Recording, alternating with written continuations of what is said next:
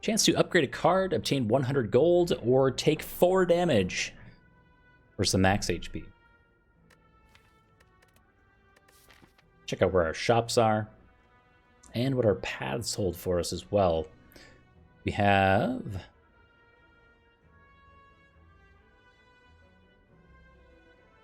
a potential 3 elite path that may end very poorly. I don't like going into a flaming elite with elite 3 combats into elite. It could go really well, but who knows? All of our shops are early, so the 100 gold would be pretty good. We also have like 2 combats into a shop, so we could pick up an attack or something like that. We're probably not picking up a relic.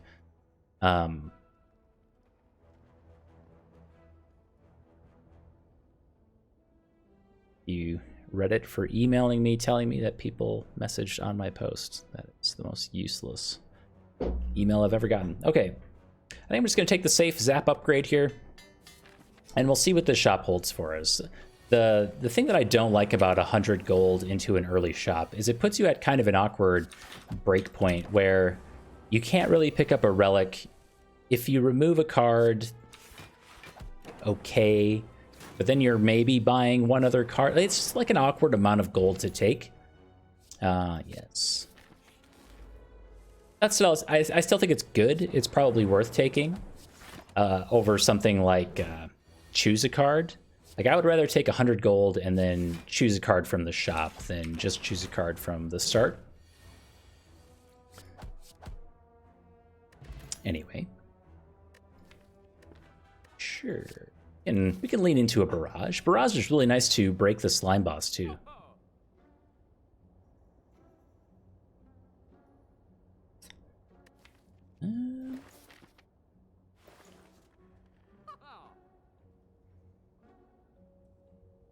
Go ahead and say that none of this sparks joy. We can remove a strike here.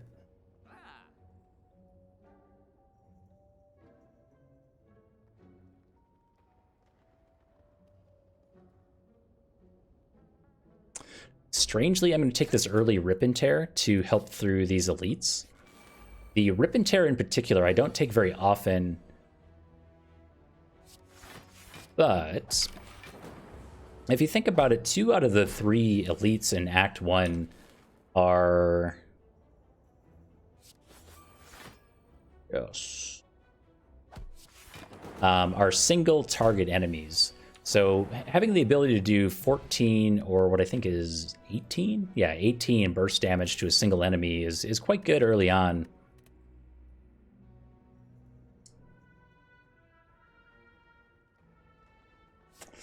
Kind of do some things with rebound. Like, we can rebound Rip and Tear, or maybe even like a zap for free. Yeah. I don't know if it ever quite works out like that, but we'll see. Get a courier as our first relic. That's good. We're only at 39 gold since we spent down a little bit there, but merchant restocks cards, relics, and potions. All prices are reduced by 20%. Actually really nice to get the courier right before you get the membership card, because that makes the membership card 20% off. It's kind of the correct order in which to get those things, in my opinion. We'll go ahead and smith up our Rip and Tear to take it from 14 to 18 damage to the Gremlin Knob. Like a Voolin. Sure. We probably don't go here. Yeah, we'll go here. So the deck is shuffled. We've removed the Ascender's Bane. And, you know, the bad thing about opening right now is we don't know exactly what our hand is going to have. But it ended up being pretty good. We don't have any potions going into this fight, so I expect we're going to take a fair amount of just accessory damage, which we did. Puts us at about half for this fight. Ooh. Art of War block potion and a super early electrodynamics. Get in my deck, please. Go ahead and take another smith here. And Just the Electro upgrade. I don't know. I don't think we need to talk about why that's good.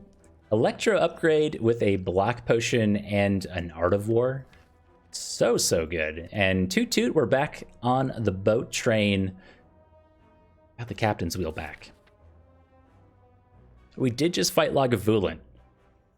But I think, depending on how this goes, I think that changes. This actually kind of sucks. I think that changes what I was planning on doing.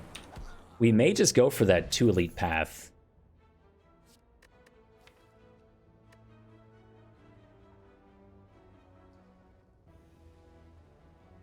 I think we're looking for block cards, right? Like, it's already past Ball Lightning's time. We have Zap plus Electro. The nice thing about Ball Lightning right now is that it evokes all of our lightning orbs with Electro out to all enemies. Well, you get what I mean. It evokes a single lightning orb to all enemies. We'll take a risk here. I don't think there's any reason really to take this big of a risk when we have this huge of an advantage, but, you know, it's... Oh my god.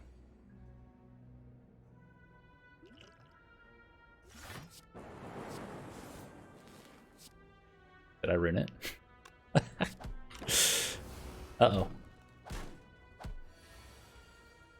Uh-oh.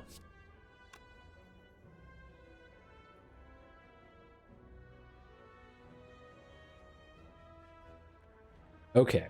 So if we kill this guy, this goes to 9. So we could kill, take 4 from defend. And then you're... Or we just hit you and then kill all of them with Electro next turn. I think that sounds better.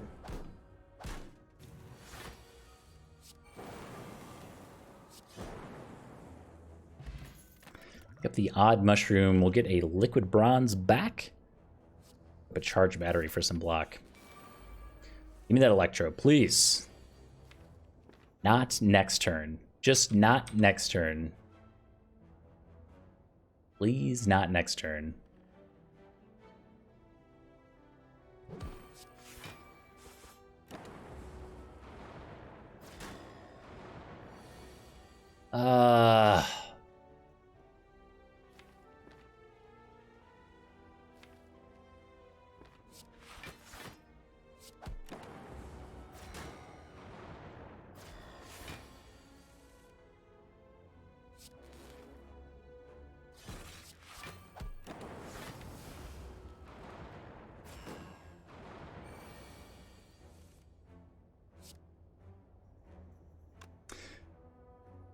So we need this lightning orb to hit this last one. Nice.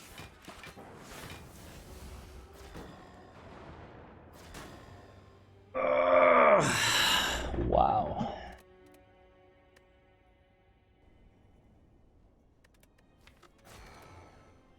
That deck was way too strong. See, like, that's what I don't understand sometimes. The first run, I didn't think the deck was that strong, so I didn't take the risk. That time, I thought the deck was exceptionally strong, so I took the risk. We even had Captain's Wheel for, like, a Gremlin Knob. And then we just kind of got boned from the mushrooms. Admittedly, we could have... we could have not gone for that. We could have just taken the Parasite Curse, but I don't think that gets us where we want to go. I think sometimes it just kind of it's like that. And that's why we're out here practicing. Oh no. No. We do not snipe our Flaming Elite. Are you kidding me? Wow. I'm still gonna go for it with these potions. We're not particularly strong, though. Got Lagavulin with a Regenerate.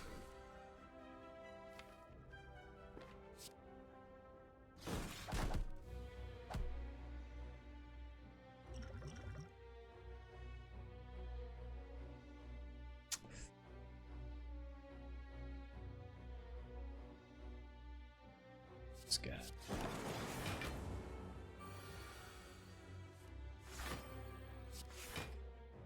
60.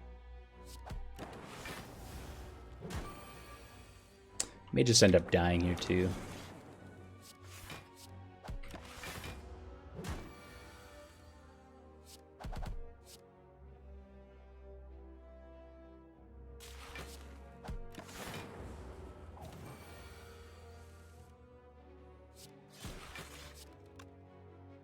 Ooh, barrage is bad now.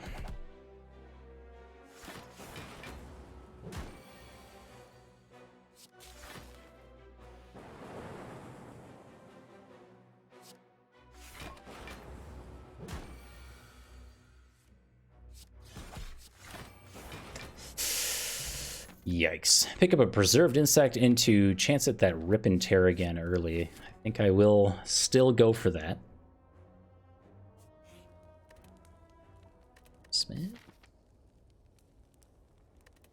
I'm actually going to take a nap. I don't think we're in a good place. And I want to go along this path with 2 elites with the preserved insect.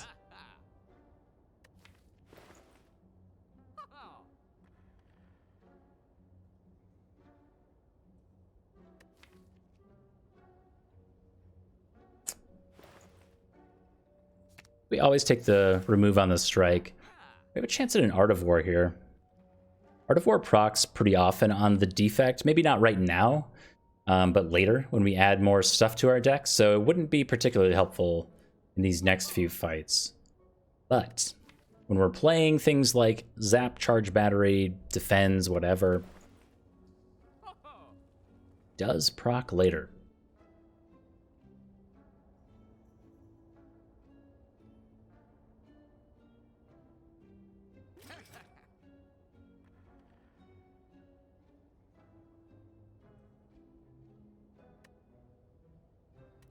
So the Explosive Potion basically guarantees the Tri-Centuries fight, I think.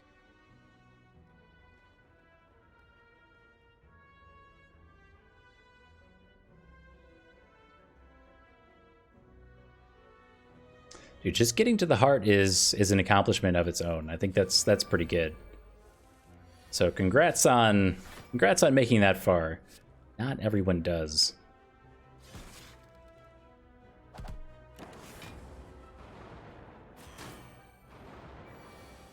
Yeah, the silent, in my opinion, for better or worse, comes down to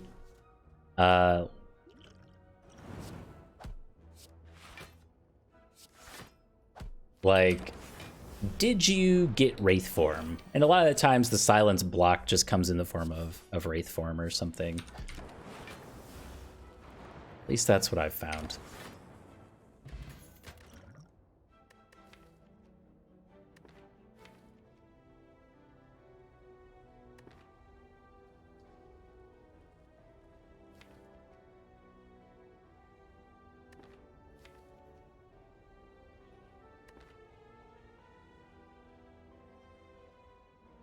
But yeah, like I said earlier, I think the silent I feel the most comfortable on by far. Mostly because of Wraith form. I think I've gotten the bulk of my kills on the silent from just like poison plus Wraith form, plus like a runic pyramid. You know, the usual suspects. It's nothing too crazy, in my opinion, to get a win on the silent. Do we want to try to take damage here? No, we never do because these lightning arms. The time to do that would have been last turn. So we could have purposely put ourselves at half HP, about 35, to proc the meat on the bone. Just didn't happen. Hern-faced bird. Oh my.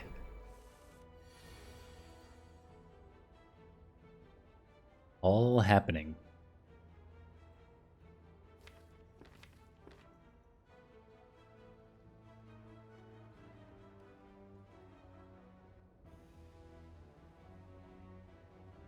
So I think this one isn't quite the worst combination of gremlins to get. I forget what it is, but there's an actual worst combination.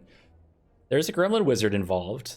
I think it's 2 fat gremlins, a gremlin wizard, and then one of these 2. I assume it's the sneaky gremlin? I think it's the sneaky gremlin.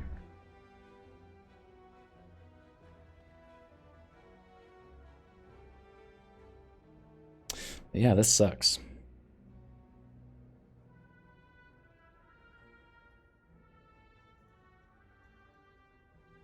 Seven.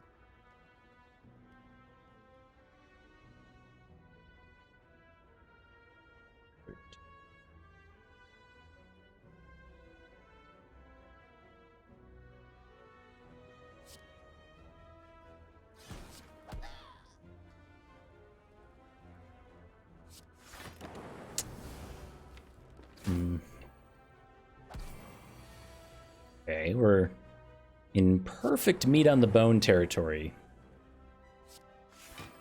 Not sure if that matters. We're still taking a lot of damage.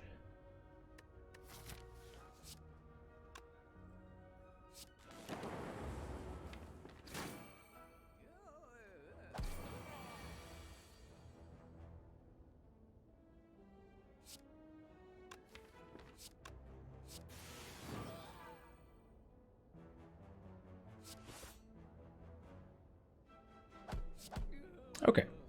Meat on the bone saves us a little bit there. Chance at another charged battery and a reinforced body.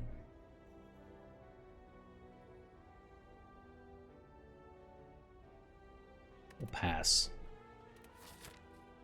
Also pass on the energy potion, or we could take it over Distilled Chaos. The thing about energy potion right now is we're only ever drawing 5 cards. We don't have any extra card draw in our hand. Well, I guess we have Sweeping Beam. But if we use an energy potion while we're on 3 energy, we're basically saying we're going to play our entire hand. We don't have any 2-cost stuff. We don't have any 0-cost stuff. So these 5 cards that I've drawn are the cards that I'm playing. So if I'm looking at our deck, it just doesn't always make sense. Like, you can look at this deck and go, oh, there's a combination of 5 cards here that I would want to play in a single turn. But that combination rarely happens. We still have 3 strikes in the deck, bunch of defends, a lot of unupgraded. We have no unupgraded cards. We're not doing too hot. We'll not do the energy potion.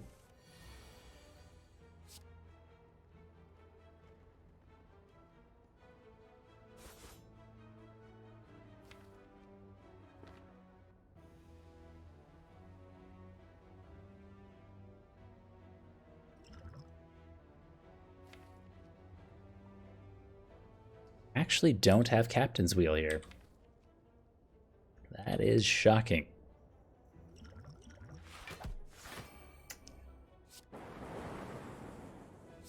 So more than anything, I was looking for extra orbs there, and we just did not get them. Wow. That's pretty good. Pick up a toy Ornithopter. Really good relics that we've gotten so far. Just a matter of carrying those through to Act 2. Streamline helps with that on the slime boss fight, I think, anyway.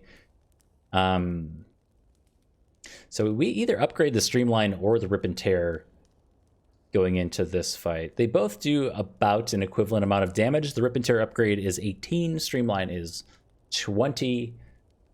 So Streamline only becomes more efficient than Rip and Tear after we played it. Well, at least once, maybe arguably 1.5, 2 times. Could also do something pretty safe, like a Sweeping Beam upgrade.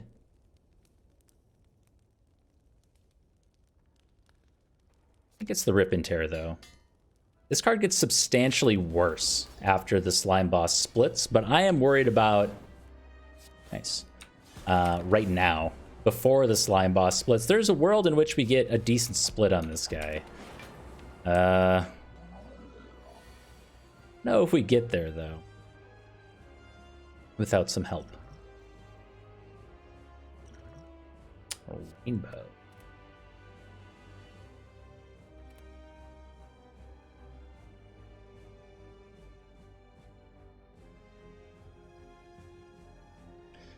Well, I have to think about Rainbow. So Rainbow evokes 2 lightning orbs for 16 damage. That puts him at 83.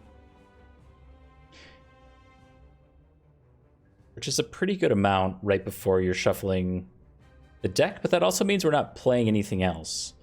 The alternative is to play Ball Lightning and Streamline after that, and then we have a split. It's not a very good split.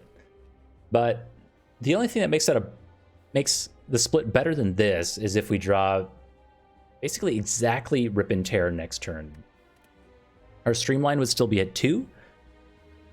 For the next time we draw, it'll basically be unplayable. We need it at 1. I'm going to say we have to split here, even though it's not a good split. It's not terrible. I'm just saying we could have probably maybe found better.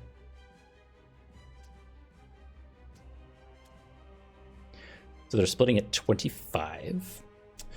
Currently have a 12, 18, 4.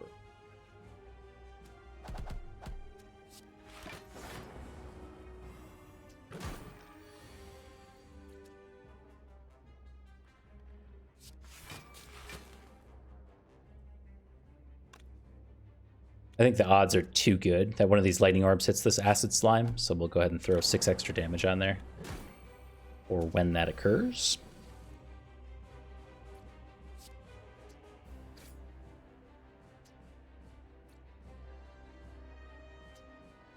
Ooh, I think that was a mistake.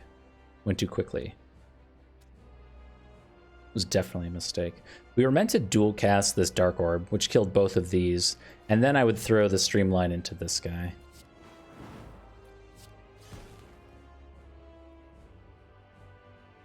Yeah.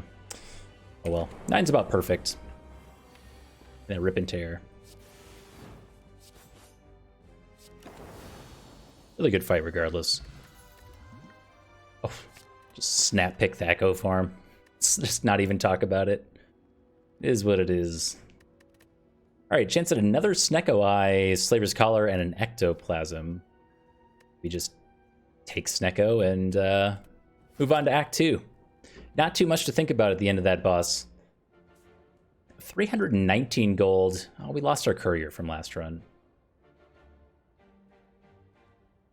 We have an early shop here, here, another shop here. That path is worse. We'll probably start here, go to this early shop, and hit a 2-3. Well, I kind of hate this. I think it's still correct, though. Early shop, 2 combats. Well, 3 combats into an elite combat campfire. Elite campfire situation. Let me check these alternatives. That doesn't sound as good when I say it out loud.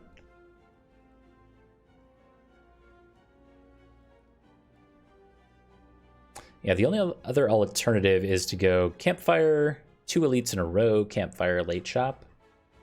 We'll go down here.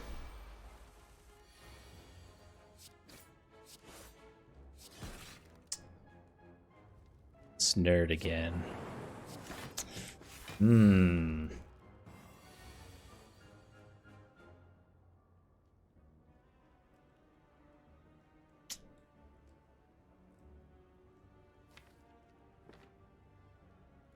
Thanks.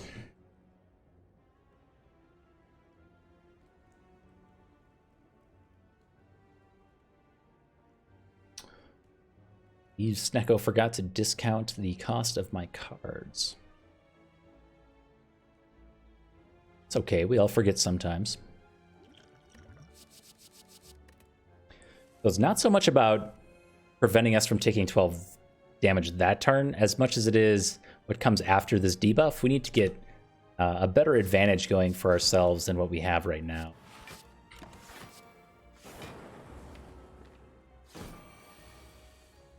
Turn like this.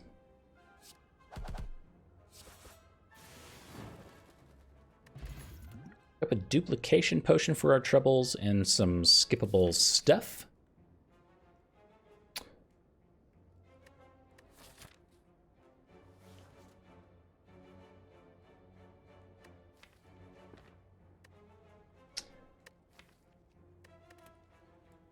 Very sad that you're asking for my 1 rare card for a relic. Is 102 gold worth a random relic right before a shop? I think it probably is. It's already cheaper than the common relics. And I think we'll need our duplication potion on an elite fight. The 102 gold. Oh, for a bag of prep. Oh my god.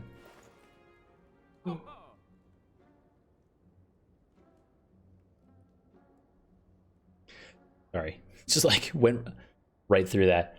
So we have a bag of prep, Snecko Eye. On turn 1, we'll be drawing 9 cards. 9 cards with randomized cost. Our turn 1 is absolutely insane now.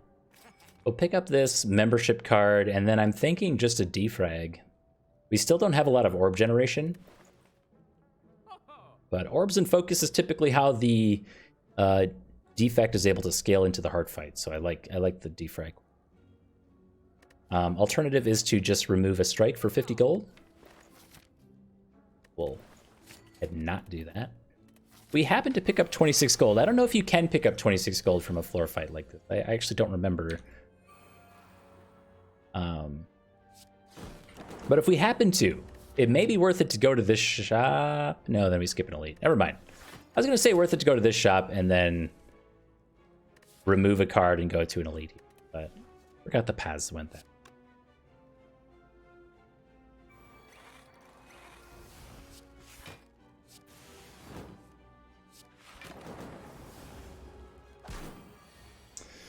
All right, Echo Form, give me something amazing.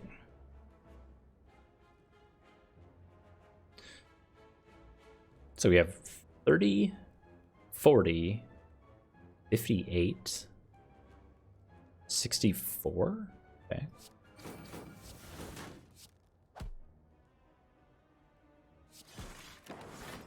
Good talk, baseball. Against another streamline, a rebound, any charge battery? I don't think so. Where's our good stuff?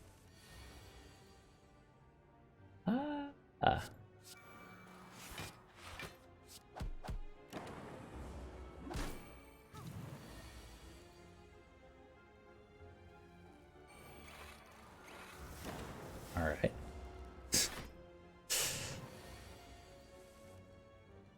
Snecko, can you please be a little more kind? You don't have to be a lot more kind, just a little bit. I want to show the people how amazing you are. I'm trying very hard.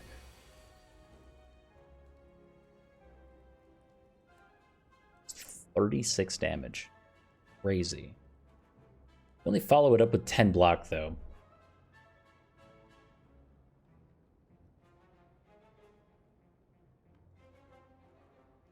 I think we kind of have to go for it, though. Because to follow up this damage, we have this random damage. We follow it up with more random lightning damage and a single strike. So somewhere in there, we kind of have to get a kill.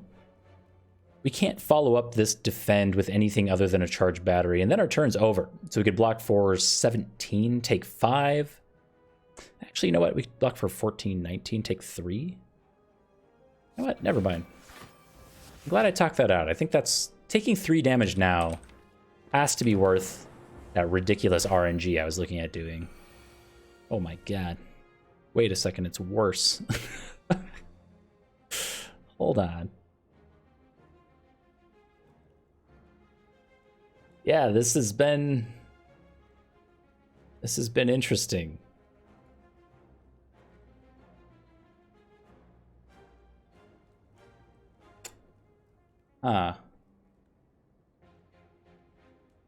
So barrage only hits for 8. It's pretty awful. We have no block in our hands.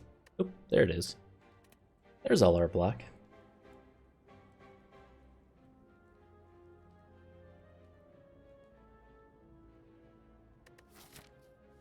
And I guess we have meat on the bone? I don't think this fight should be going this poorly.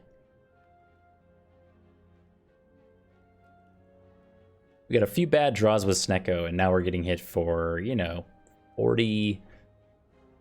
Oh, 39? 39?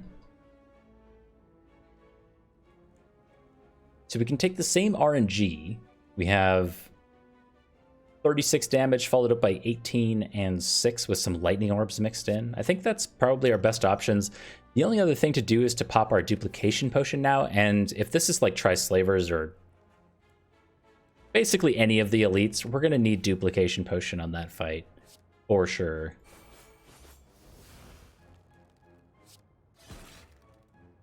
I mean, that's pretty good.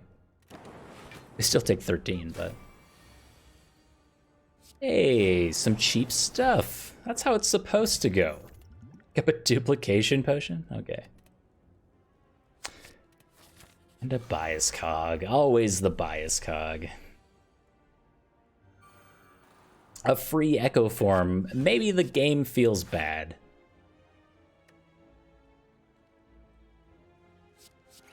It's ridiculous. Games can't feel.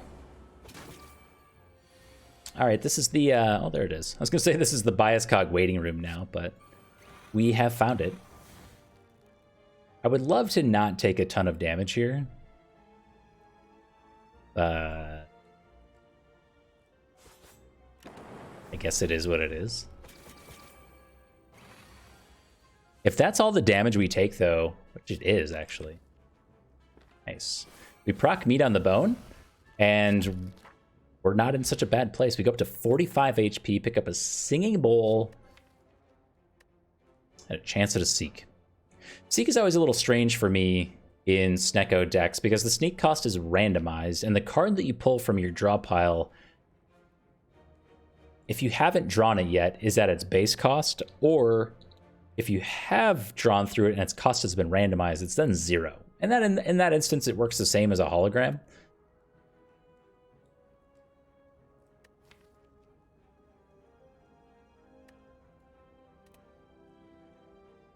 But it has opportunities to be really good.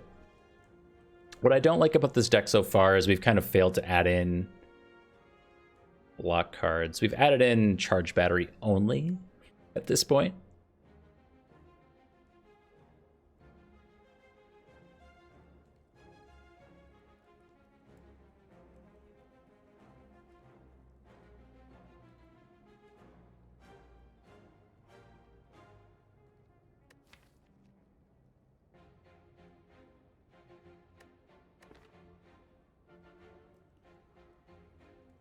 Yeah, I think I'm going to be... it's maybe Leap?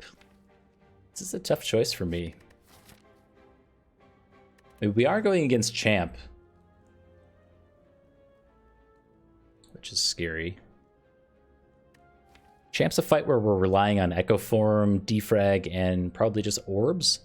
So we're really looking for something like a Capacitor right now and a Defrag upgrade to help us through the Champ fight. Seek doesn't help there. Leap doesn't really help there. I think I will take the Leap, though, just because we're missing so much base block. Like, we kind of saw in the Cleric and... I forget what it is, what it's actually called. Like, the Cleric and Knight fight or whatever it is, that we're lacking block. We almost got hit for 39, and we had, like, 0 block up to actually do anything about it.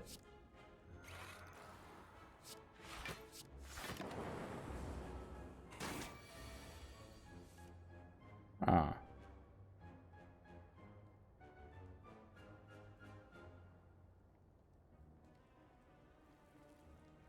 Maybe we bias cog over Cold Snap? Or excuse me, bias cog over Echo Form.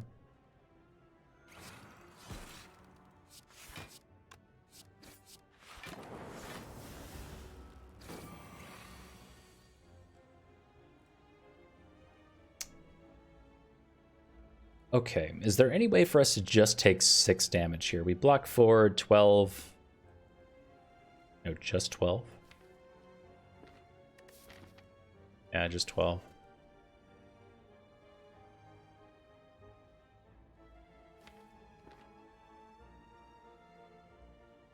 Yeah, I don't think so. If we got to exactly 35 HP, we would pop back up to 47, so in a perfect world, we're missing 6 HP from this fight because of the meat on the bone. Oh well. Look at bronze, chance at a genetic algorithm. Sure.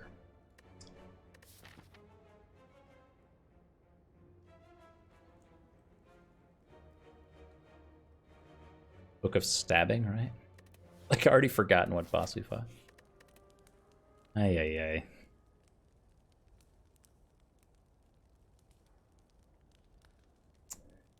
Okay. I think our choice upgrades are both defrag and bias cog. Going into either the Gremlin Leader or the Tri-Slavers fight. Bias cog is maybe better. Though, like I said earlier, we want defrag for the champ fight, not so much on the bias cog. So we have to make a choice between those two.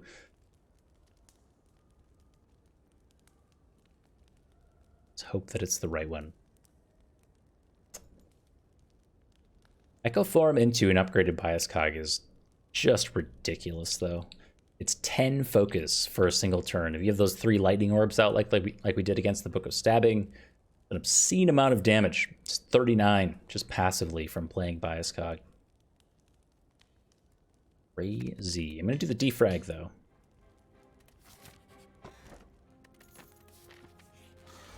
Sure, we'll take an Elbamori.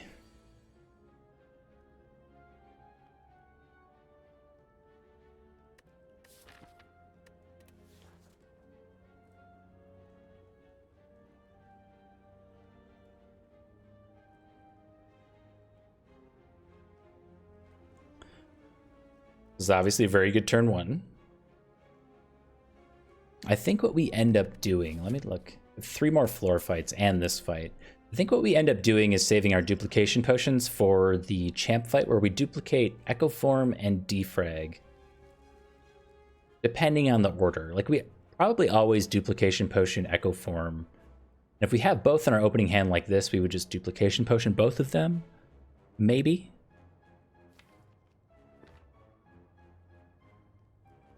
Or maybe we use a duplication potion now. There's really good odds between 3 floor fights and this elite fight that we pick up another potion that we would otherwise be skipping on.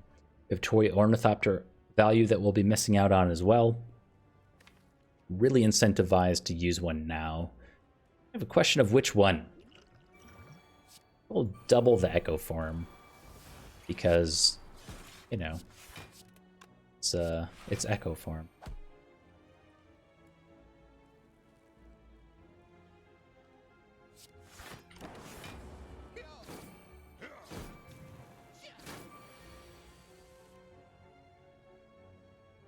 Okay, wow. We are being made weak and vulnerable on turn 1 here. Believe that's cyberbullying.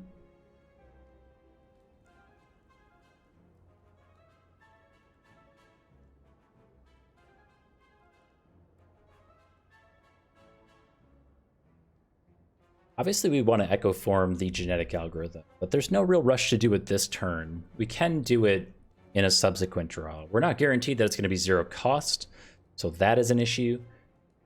But I guess what I'm thinking of right now is, what do we do if we are not doubling genetic algorithm? Can double Ball Lightning? Double Rip and Tear is way too random in my opinion. Also just double, like, defend? Double defend.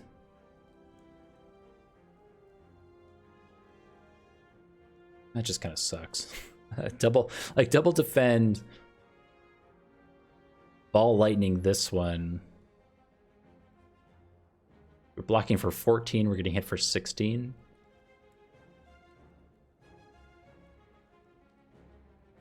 Maybe that's better. Not do this. Okay. Really like having these 2 lightning orbs out. Like, the fact that we're weakened this turn is so irrelevant. Oh. When we have these lightning orbs out.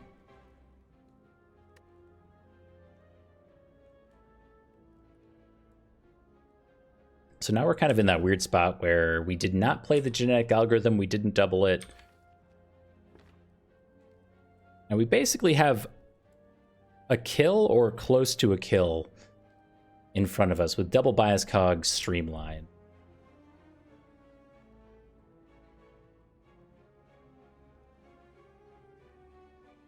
Do we just have a kill? No, we're close to a kill. We'd have to draw it next turn. So we have 2 duplications here. So we could like double defend. That's 20 block. That is 3 energy, and then we do nothing. We do this. Basically give ourselves 2 turns to draw the genetic algorithm. Hey. Never mind, because we have bronze scales. We got super lucky. I mean calculated or whatever. All right, another chance at a seek, a heat sinks. And a rebound. Pass on these for now, take some more max HP. Go into this spooky fight. Like no block again on turn 1, pretty good. I have genetic algorithm. Genetic algorithm's here to say hello.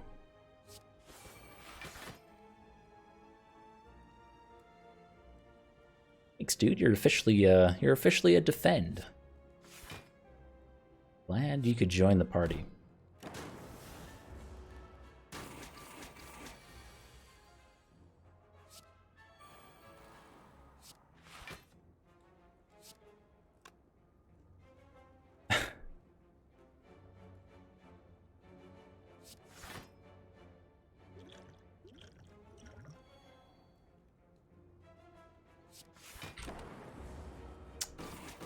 Feels bad, man. I guess the good news is that we have...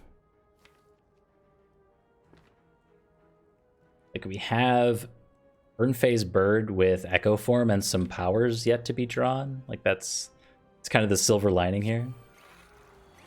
It's a fair amount of HP. Like it's not nothing. It's HP. Ooh. So we have the kill. Right, 1224. Does that work? I think that works, right? It does not work.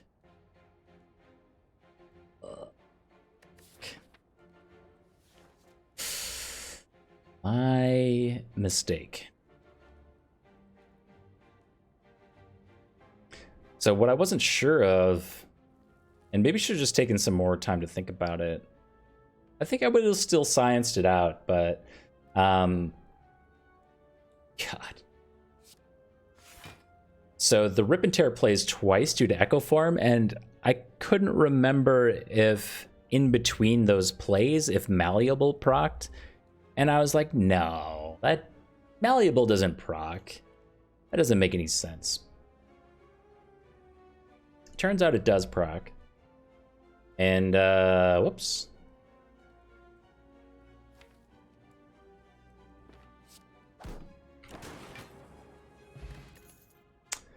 Meat on the Bone gives us some HP back. We'll take 2 more thanks to the Singing Bowl and get an upgrade going here.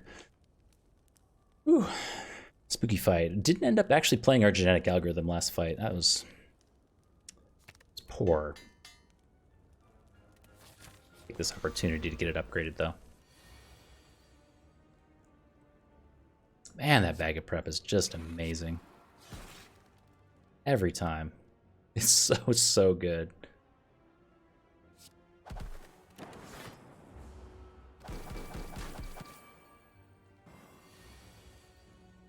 Hey, Sparkle Crush, Thaddy. Good to see you again.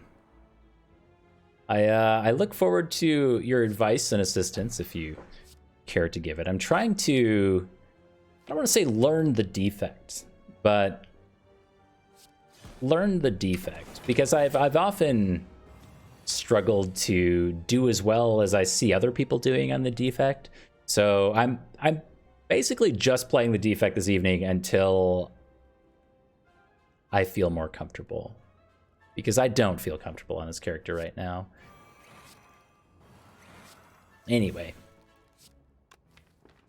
That's what I'm up to. We've been very fortunate to pick up a Snecko Eye in like 2 of the runs though. So they've been going well by Snecko Eye standards.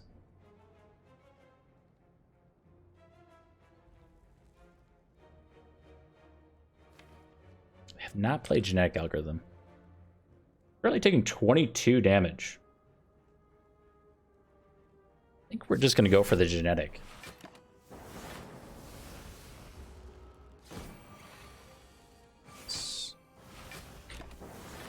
Good.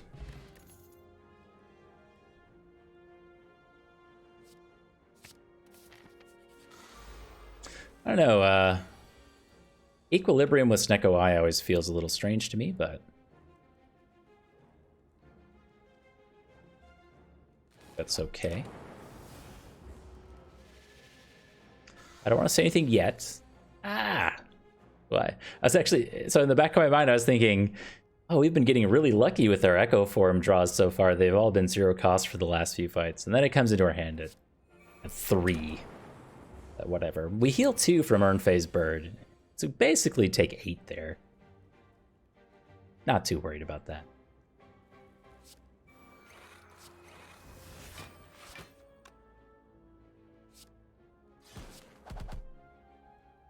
We'll wait on the genetic once again.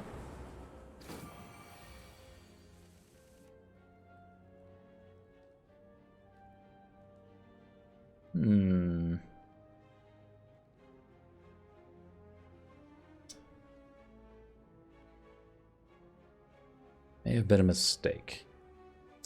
Or at the very least, we might not be able to get it off now.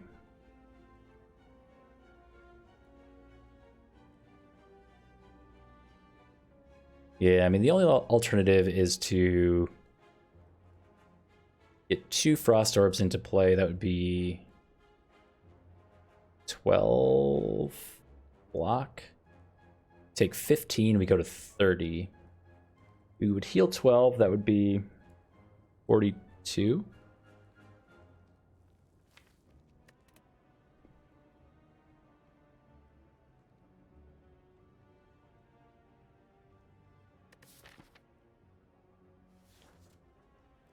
Might be worth it, honestly. I think it is.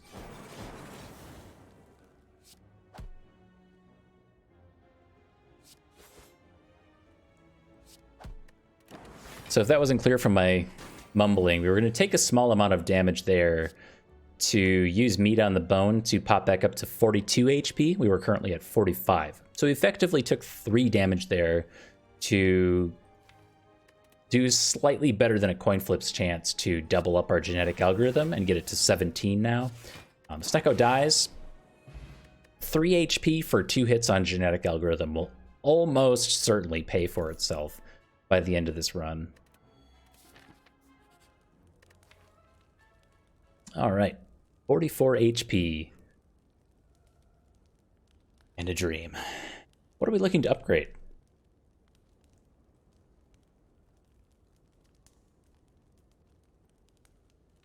Bias Cog is obviously a very good upgrade for us.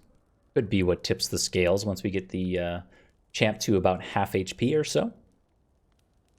We could also do some flat block or damage in Streamline. I'm trying to think about things in terms of Echo Form, mostly.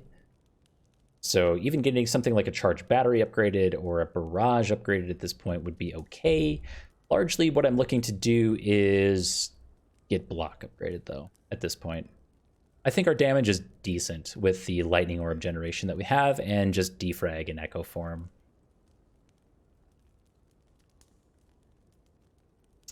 Leap and charge battery are both +3 block.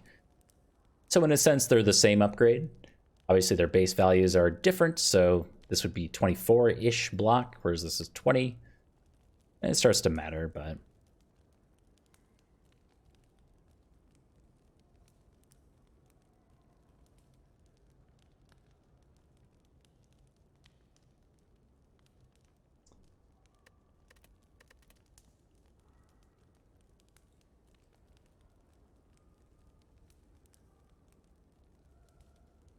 Also just bias cog?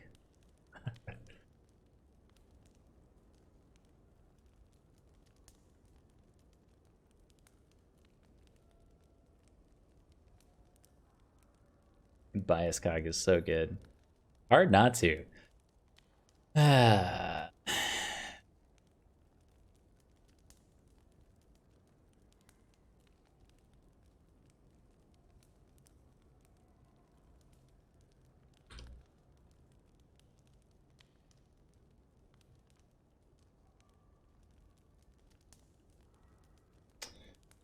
All right. After all that talk, I think I'm just going to do the bias cog.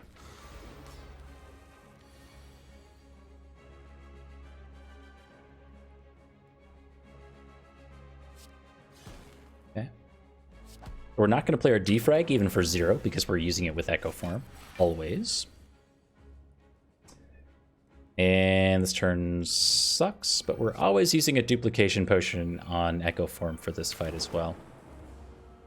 Taking 14 damage now almost certainly saves us at least that much in subsequent turns.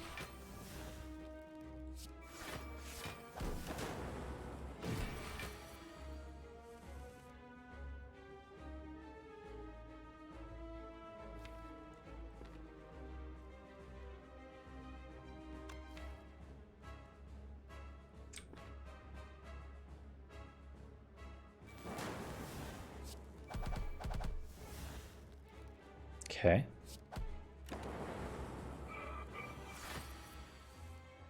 I think no, never. I'm gonna say I should have played like some more of my block cards to clear some hand space, but I don't think that's actually true. Need to get rid of all of this junk so we can draw through to our defrag and get to a better place.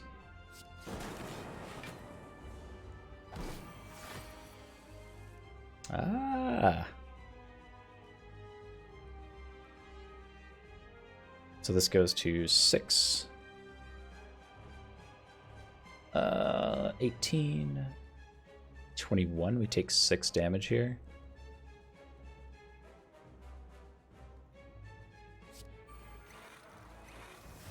How about we heal 4?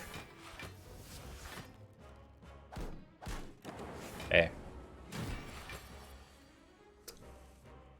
Perfect meat on the bone execution.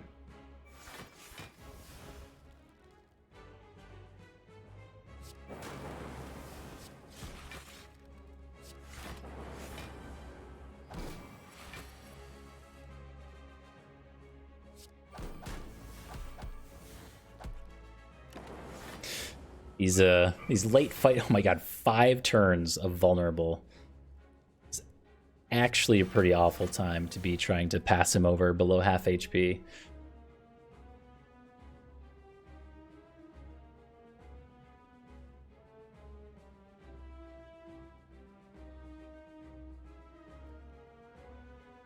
Take the draw.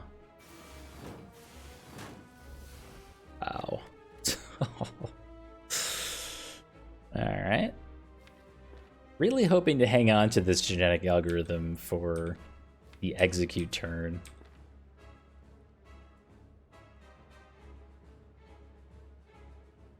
End up taking 5 here.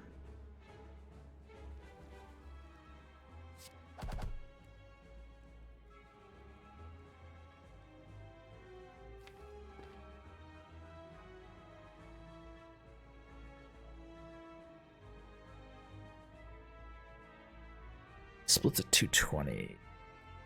Take 15.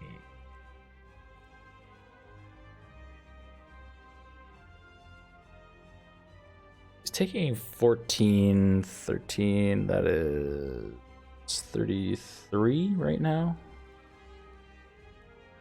And you metallicize for 7. 33. So if we were to strike you for 4, that's always safe. But the rip and tear is too much. Right? Yes. Okay.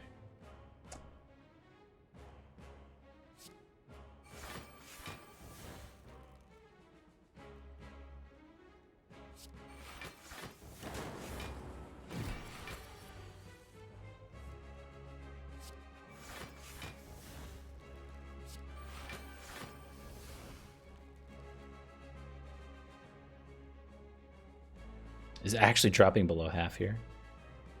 Look. Okay. We lose genetic algorithm. Gross. So we want to get as many frost orbs out as possible. And I think that comes down to like rip and tear, cold snap for 5, and then we have strike. We don't have equilibrium anymore. So this is what we're drawing next turn. We will have equilibrium and another random card. We don't have any card draw coming up. Also bias cog that we can double.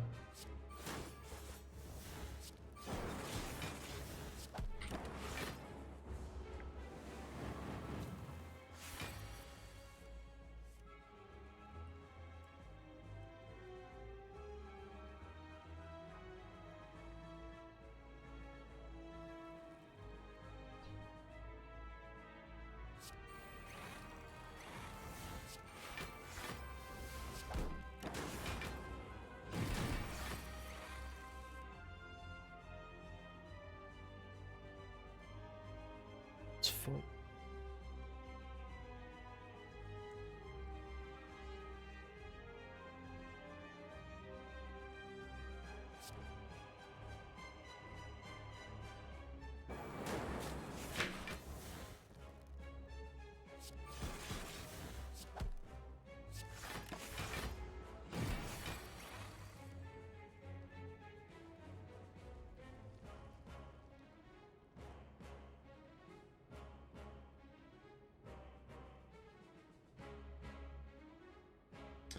Yeah, obviously we're full blocking right now. I'm going to go ahead and toss out the genetic algorithm.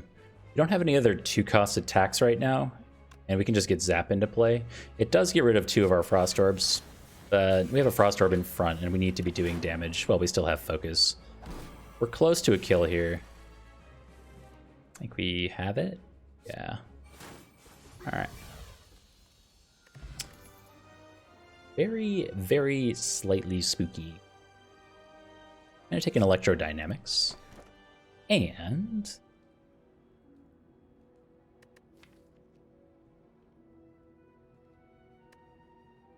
an Inserter. So we have Inserter, Snecko Eye going into the start of Act 3. I think we're in a decent spot. Going against the Bird with Arms as our first boss. It has some spice associated with it, with Echo Form and some powers, but we'll see. We're not there yet.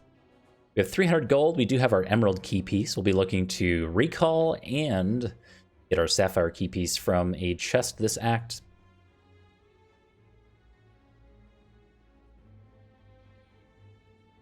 Yeah, with the 300 gold, I would like to hit an early shop. Here's one right here. We have one off to the left and then a late shop back here as well.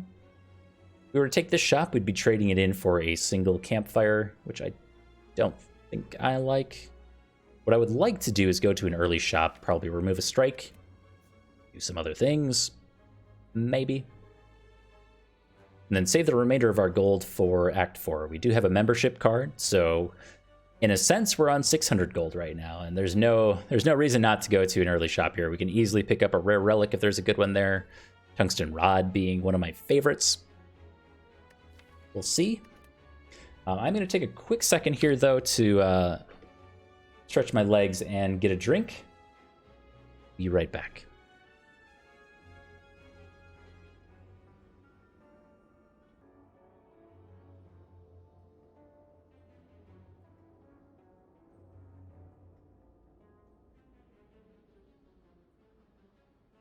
Hey, Buman. Sorry, I stepped away there for a minute. Welcome back.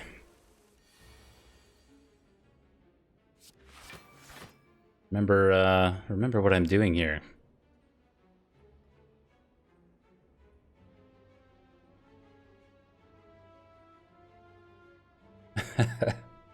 Well, my chair wasn't keeping you guys company?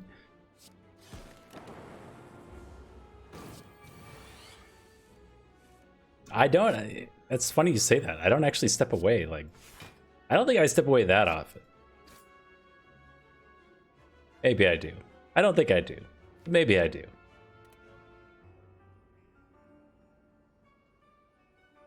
Did you really? Cool. I don't suppose you've had a chance to actually try it yet.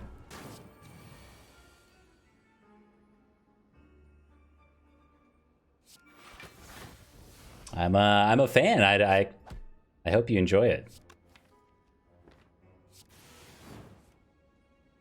Ah. Oh goodness. Dude, that is awesome. I'm glad you're enjoying it. It's like I said, it's my favorite. I'd be drinking it right now if it didn't have all that caffeine in it. But cool. I'm glad you're enjoying it.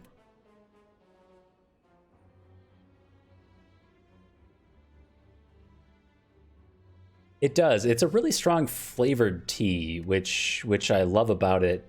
But at the same time, it is a black tea. So if you let it steep for too long, which I do, the black tea tends to make it a little bit bitter, or like you said, have a bit of a bite at the end. Like black teas are only supposed to steep for like 5 minutes or so. But honestly, I let the tea bag just sit in there the entire time because I like it so much. Another defrag. You could just do static discharge too. Static discharge with all of this focus could be a lot of damage for us. Yeah. Let's have Inserter. It's one of these two. We are going into the Bird with Arms fight. So I don't know which one's correct, but yeah, so I don't actually have it with anything. I just have it plain. And I let the tea bag sit in there until I'm done drinking it, basically, or until I get annoyed that it keeps like smacking me in the nose or something. Yeah, I don't like when you get to the bottom of the cup and the tea bag smacks you in the nose. But yeah, no, I love it. I'm glad you have been enjoying it. So this is a good shop. I like the shop a lot. Actually, you know what? I've never tried, now that you say that, I've never tried it with honey. Next time I have it, which will be, I think, on tomorrow's stream, I'll throw some honey in there and I'll report back. This is great. This works out perfectly. I helped you out with the tea recommendation. You tried it, and now you're recommending an improvement for me upon the tea that I tried. That's cool.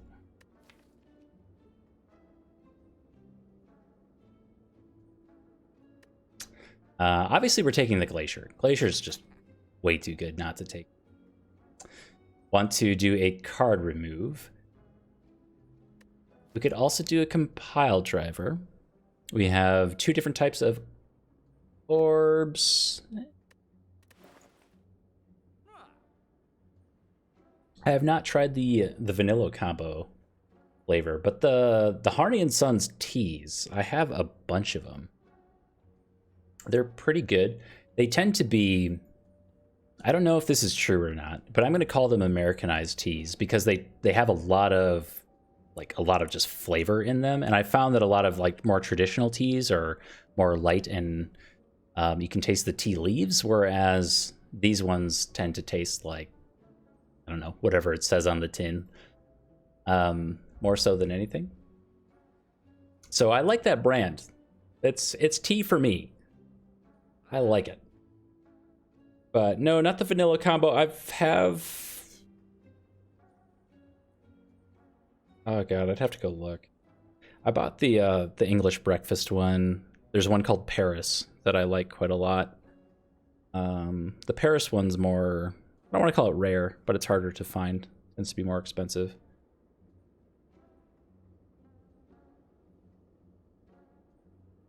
But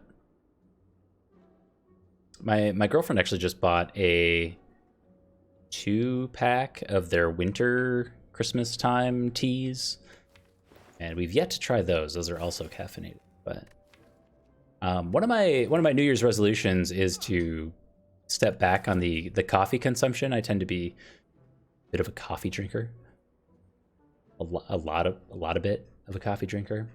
So, damn, that's an half. So we'll see.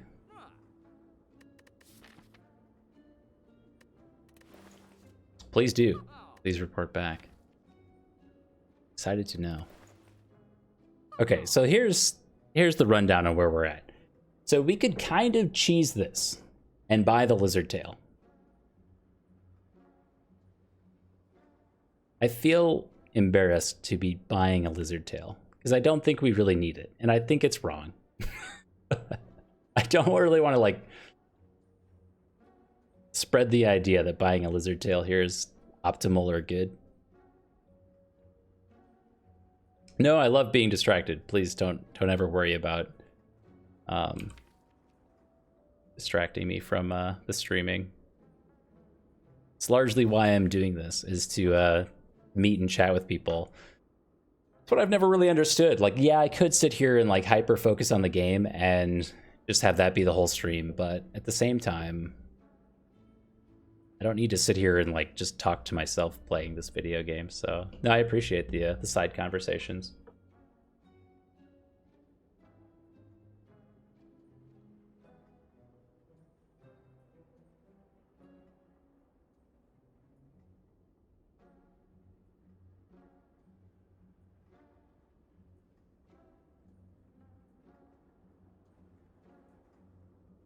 Anyway.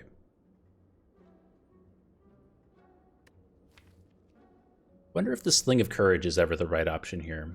We still do have Barrage, Rip and Tear, Streamline doing a fair amount of damage. Rip and Tear, that would put it at 40 damage with Echo Form. Akabico is not super interesting.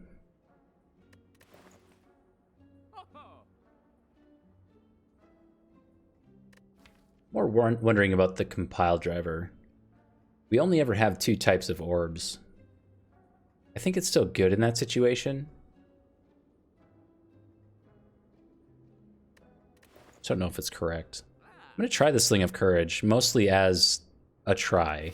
I'm not actually sure if that's correct or not.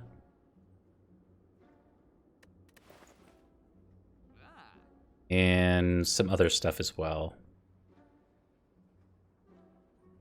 Gonna spend. I'm just gonna spend and hope that I choose good stuff. Yeah, the Akabico in particular is kind of a head scratcher. I don't think that was optimal, but that's okay.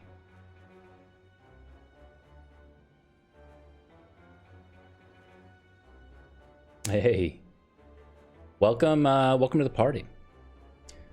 Welcome to the show.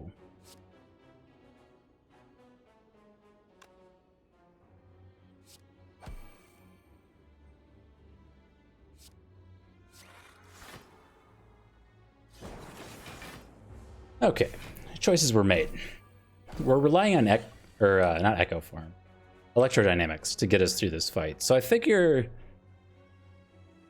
just getting Frost Orbs and a little bit of Focus Out is going to be enough. We're drawing Electro next turn almost no matter what, so like a double Bias Cog here isn't so bad. That puts at 14, more than enough. Block.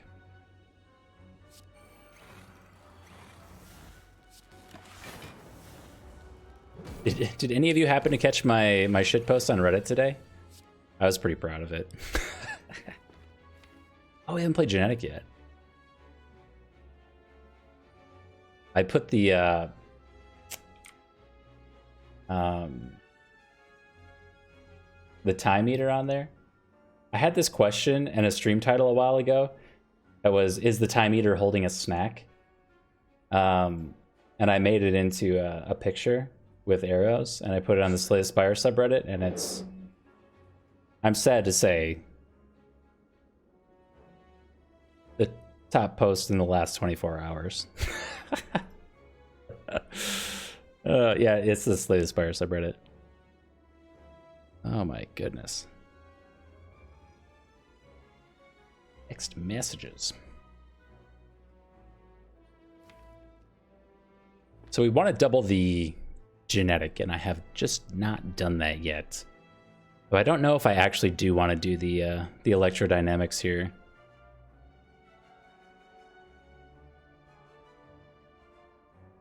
Yeah, 847. Tons of comments. I am popular or something.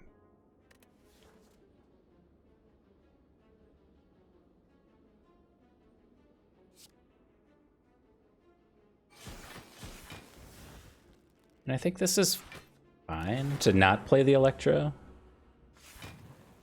We can just play it when we draw it next.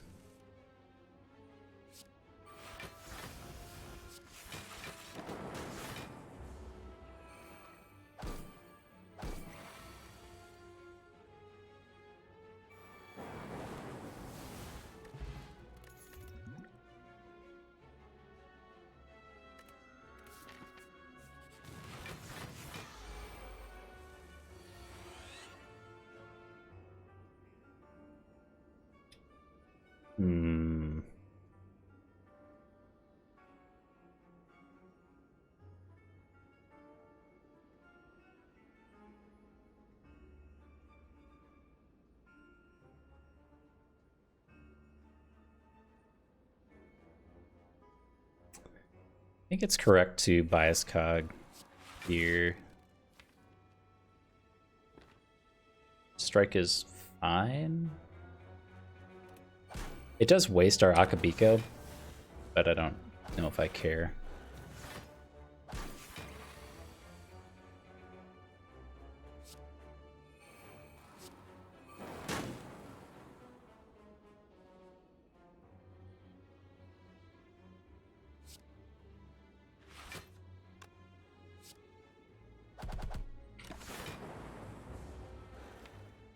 Okay. Have our genetic algorithm yet to go. That's the last thing we have to get through here. Nice.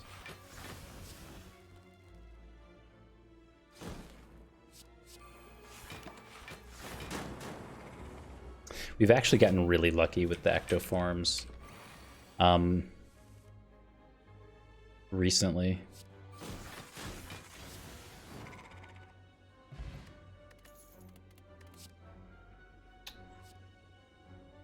Second genetic. It is late for a second genetic, but it's also not because we have echo form.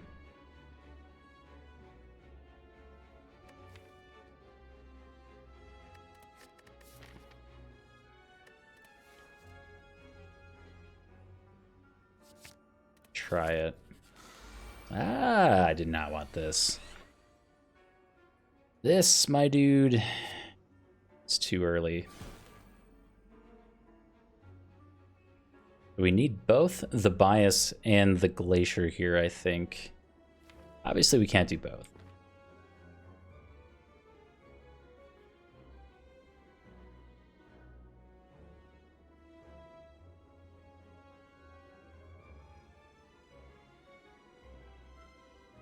Okay.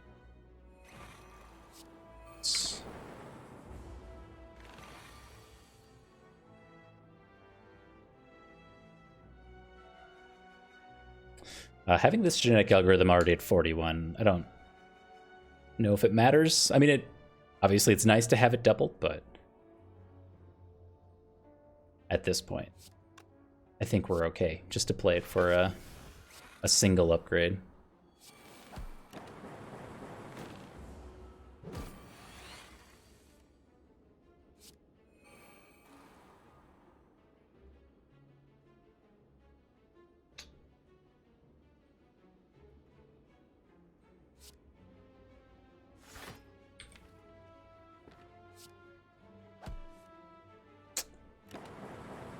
Yeah, that turn sucks, though.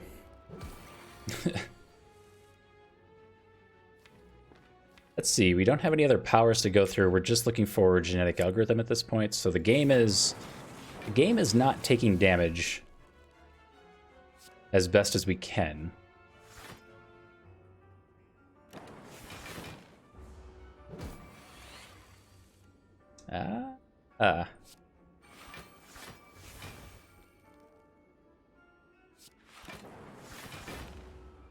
So we'll get it this turn, and we have the kill already with the lightning orb.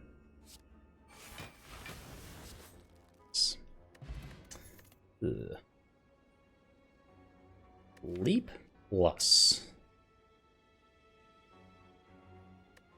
Say no. The Snecko Oil Potion is really interesting with Snecko Eye. It's one of the few instances where it works really well. So if you play Snecko Oil while you don't have Snecko Eye, the problem is once you randomize the cost of the cards in your hand, they stay randomized for the remainder of the combat because you don't have the confused buff or debuff, whatever you want to call it, on your character. But with Snecko Eye, you draw 7 cards, and then maybe you play the free stuff, and then you play Snecko Oil, and you randomize the cost of them again, and potentially you just play a ton of additional cards. It's basically just draw 5, which is crazy. I'm actually going to do that over the Blessing of the Forge. And I bought the Blessing of the Forge, so I guess I feel bad about it. I guess. Dude.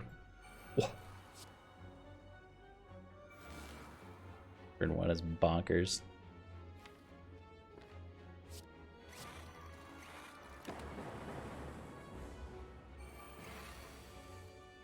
Nah, we're just looking for the genetic algorithms to double, because the fight's basically over.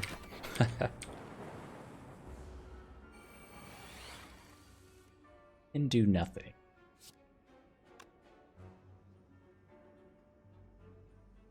Oh, but wait. We actually do a ridiculous amount of damage here. We haven't drawn our good genetic algorithm yet. We could roll the dice with Sweeping Beam twice and then be able to defend still. We could also use Snecko Oil to draw through to it. With our Lightning Orbs doing 26 damage, both daggers die already. We're just looking to mitigate the Reptomancer damage.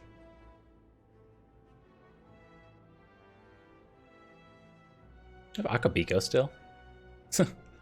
Okay. Sure. Oh.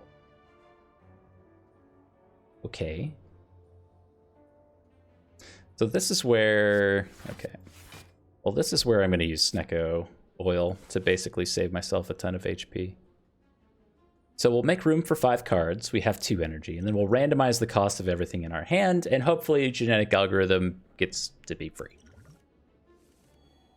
Or cost 2. That's fine. We could have played Ball Lightning there as well.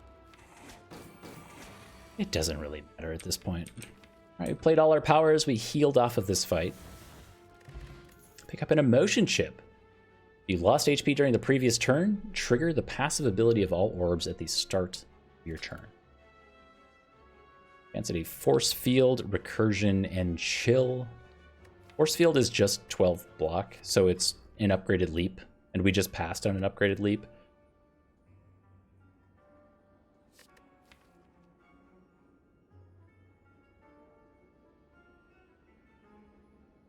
I don't think I want the Chill.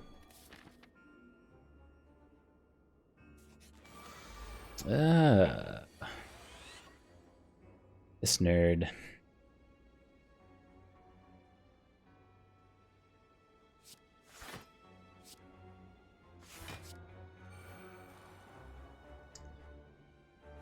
I ever told you about how much I hate this fight? I'm sure I have.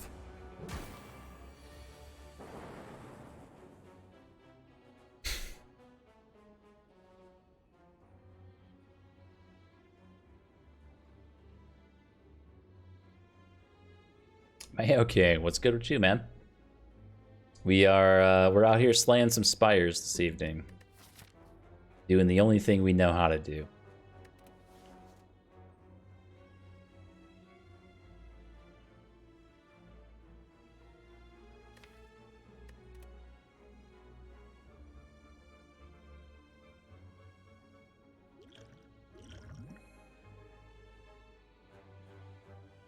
Wow, the regen potion's crazy with Toy Ornithopter.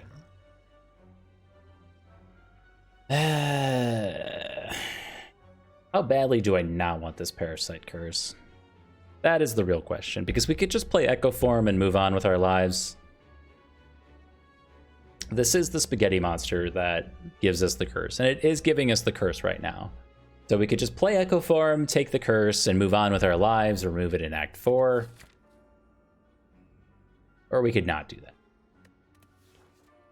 I think we'll just take the curse. Oh, Omamori, you're right! Dude.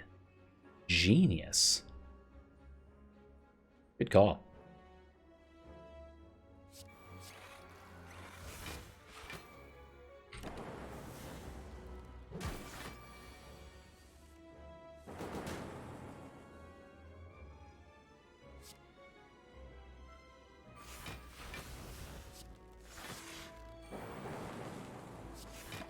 Actual Galaxy Braid play to use the Omamori.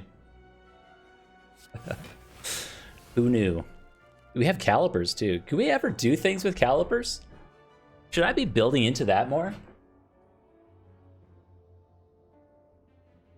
Like, we're close. We're close to being able to transition into a calipers frost orb thing. Could certainly do that.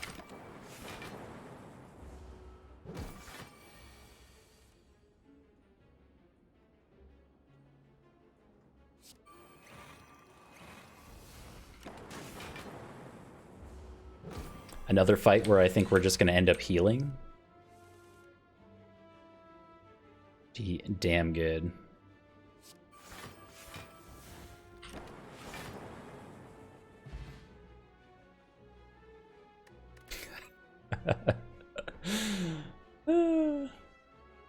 Do I cook? I absolutely do cook. For Christmas to my girlfriend's house, we brought my pasta press. So with myself and my girlfriend's family, we all made pasta together from scratch, which was super fun. So I like doing that. I also have a ravioli press.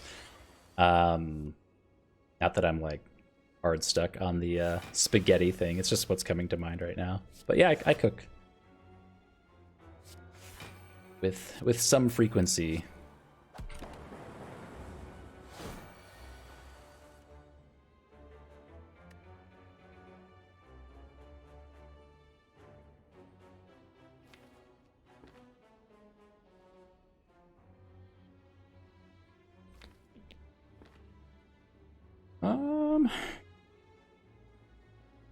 I think we always save more HP by doubling defrag versus defend. We're kind of playing the long game right now. We could also just play bias cog here to rush to the end.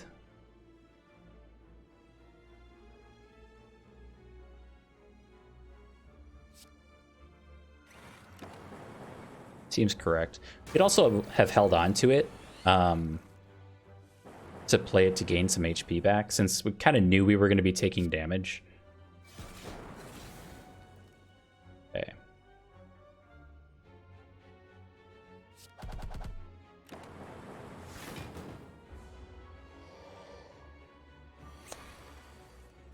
Oh.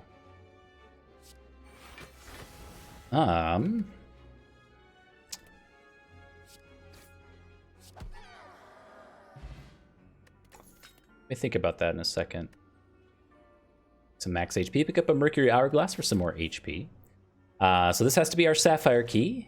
Toxic Egg. We're always sad to take Sapphire Key over Toxic Egg. But we're late in the game. It matters a lot less right now. Favorite dishes to make? Man. It depends on what you like. I really love making a curry coconut chicken. It's really easy. It's just chicken that you chop up, make some rice to pour it over. I like to do, there's some good recipes to mimic the chipotle cilantro lime rice or whatever. They have a name for it that I like to do it over. But curry coconut chicken is great. Make pizza? Dude, you gotta come over. You gotta come over to make the pizza. Let's see.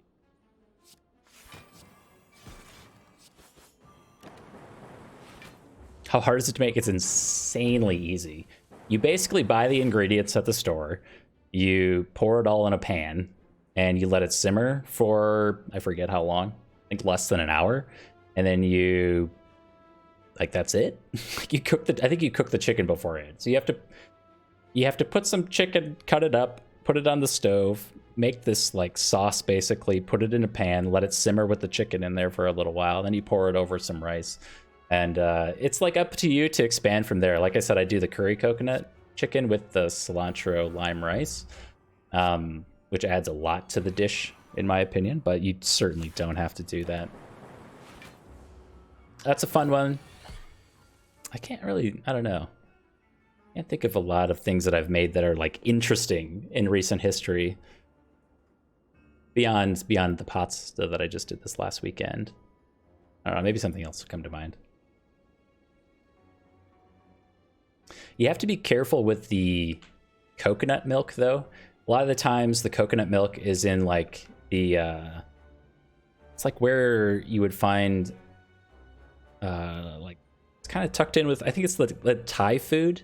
Like I usually just get it at Target, but what am I doing for drawing? You have to be a little careful because the base coconut chicken that you just grab and buy is like 90% fat. I mean, it's just like, it's obscenely fatty. You have to be very careful if you're into not just drowning yourself in fat, basically.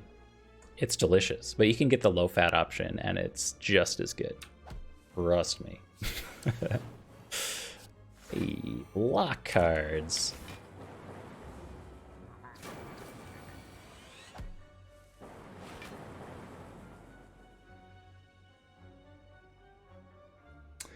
And what do we care about more now?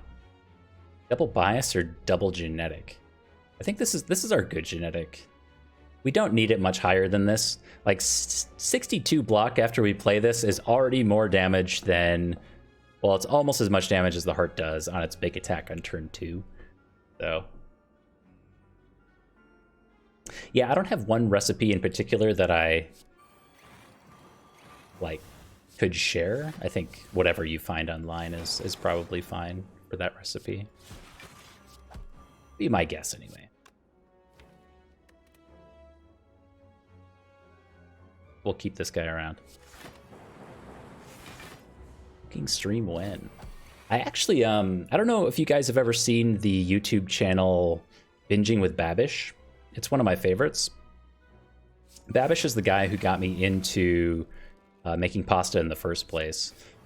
So if you've ever seen that, I love Babish, and he has a cookbook that my girlfriend's brother got me for Christmas. So I'm gonna dive into that cookbook a little bit. I also have, if you've ever seen Action Bronson, his cooking on YouTube, I have his cookbook as well that I'm gonna dive into hopefully this summer. I'm also looking to potentially grow my own peppers to make hot sauce. I like really hot food. So I have a hard time in the Midwest finding foods that are not what I referred to as, I don't know how else to put it. I'm just gonna say it. I have a hard time not finding food what I've referred to as white people hot, because, and I think I can say that because I'm a white people. But like you have like, I don't know. I remember I cooked the curry coconut chicken for my family one time, and they said it's too spicy. They can't handle it. And I'm like, what are you talking about? It's too spicy. It's just a spiced dish. It's not even spicy. It's curry. It's delicious. But then, you know, they're the type of people, like I'm not exaggerating. They're the type of people who you add black pepper to a soup or something, and they start to think that it gets to be too hot, like too hot. I'm like, black pepper, not even messing around. Black pepper is a hot additive to a food for my family. That's what I'm talking about. So I go out of my way to find really hot, spicy foods where I live, and it's difficult in the Midwest. So anyway, like discharge. So I'm thinking about growing my own peppers this summer to make my own hot sauce, just to try it. I've looked it up online. It looks kind of interesting.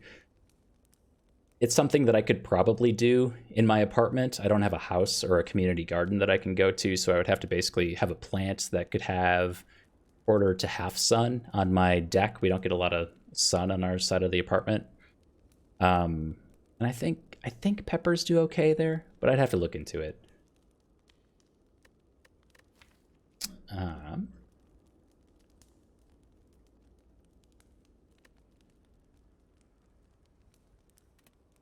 We're smithing for sure. I'm torn between electro and static. Static is so good later on.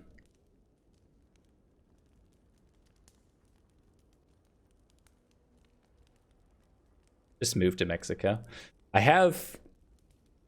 So my favorite hot foods, they're not around anymore because it's the middle of winter and it's freezing. We have a Mexican street taco food truck that is like on the street, on the street level of my building, and they're down there like 2-3 times a week during the summer.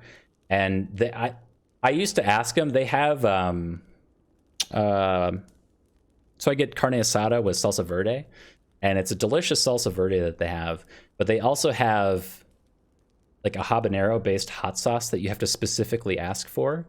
So I always used to ask them for this hot sauce, and they stopped asking if I wanted it. They just started putting it in there. So now I have like the salsa verde, and then they put the habanero sauce over it. And then finally it's hot enough for me to where I can actually enjoy my street tacos. Anyway, that's pretty good. I used to make a more fancy dish that I used to make. One thing that we are also lacking in the Midwest is a lot of different types of Asian foods. And I was looking into making baos one time. So bao is just, I forget which language it is. My apologies. But it is some language for bread. So it's basically a sweet bread, and you can make it in...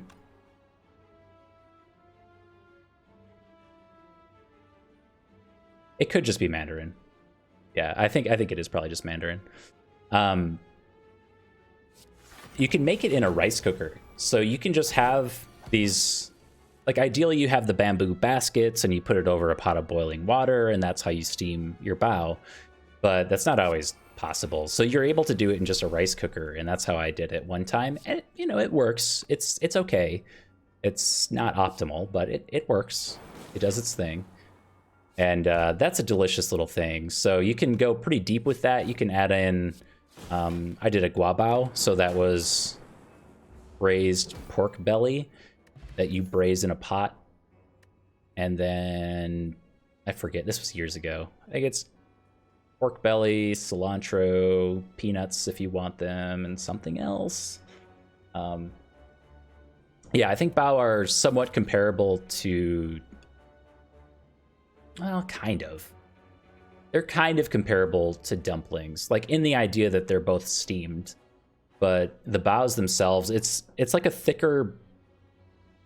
You kind of have to just Google it, honestly. It's like a foldable little pocket of bread, and if you look up the recipes just have sugar, so it's like a sweet roll, basically. Kind of think of like a sweet King's Hawaiian roll, kind of, but steamed. It's fantastic. That would be a step up from just coconut curry chicken. That would be a fun little adventure if anyone wants to go on it. I think steaming the bao in particular is difficult, and I could use some more practice on. I kind of want this shop. I don't know if we need this campfire. We could just recall. Recall is good. We could also just take block. Extra block. I have not been trying to do this calipers thing, but it works. Let me go here and recall to be safe. I'll be back in just a minute. I need to take a quick break.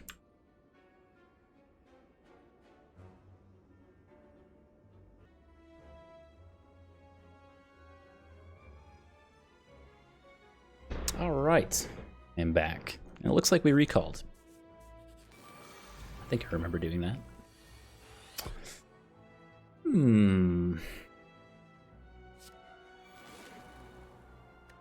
What did our second genetic algorithm get to? I forgot. 25 already. Crazy. I've requested this before, and I think it would just be too hard to do, but I had this idea some time ago that I wished that certain relics would display what they had done for you over the course of a combat. This is doing too much damage. So something like Earn Phase Bird here, I wish it had like a subtext, has healed you for this amount this run or something. I'm just curious how much this has actually healed us, because I think it's substantial given how many powers we've been doubling.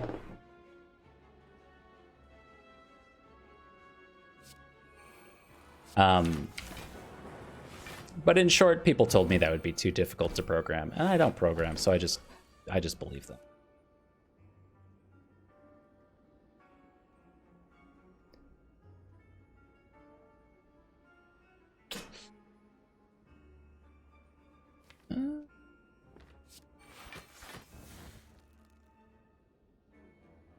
So we take 2 damage here. We have genetic algorithm and defrag and static discharge yet to play. I think that's fine. We probably heal it back.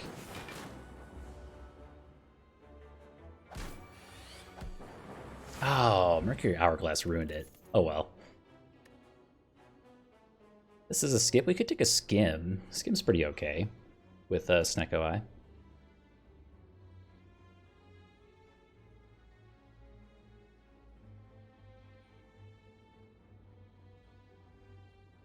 Yeah, I've picked up and put down programming a lot. You're kind of either you're in or you're out, because you can get in and understand the basics pretty easily, but then there's a curve, and the curve that I hit every time is when they inevitably say, okay, now you make something, and I go, well, what do I make?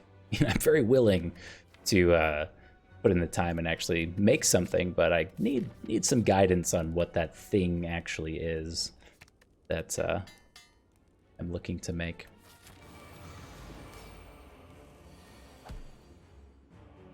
Maybe I'm just not creative enough for programming. Okay. So we maybe don't have to get the electrodynamics in play to actually kill these 2 cultists. This is always the most difficult part of this fight. Is this first part for the Defect, is not playing a ton of powers while still, you know, not dying.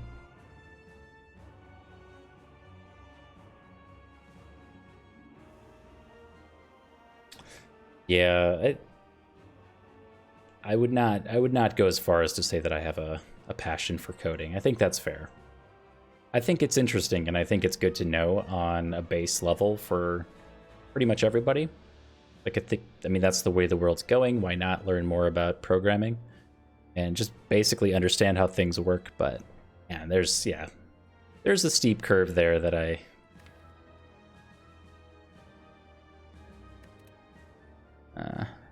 that I don't know if I'm ever gonna take the plunge on. 7.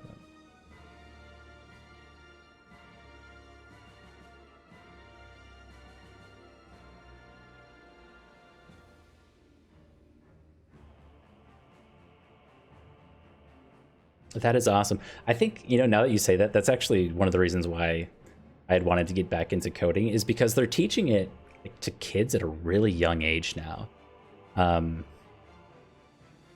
It's been a while since I was in high school, but I think it's like across the board in tons of high schools and stuff. So I was like, man, if kids can do it, then I can do it too. But maybe that was a bad mentality. I don't know.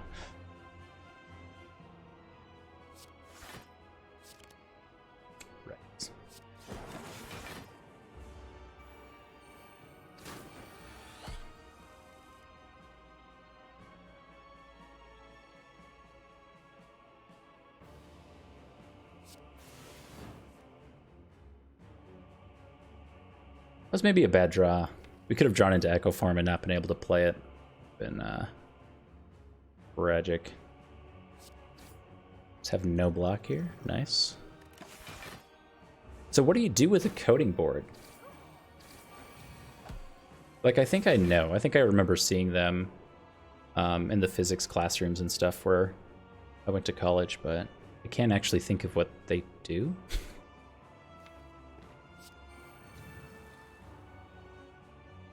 I never used one, I guess, is maybe the better point there.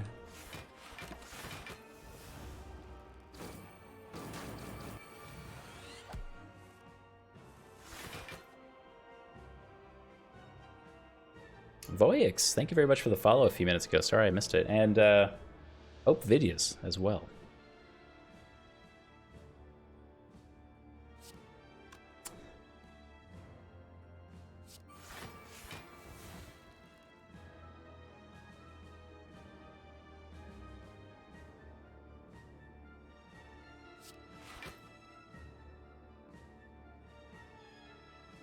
Okay.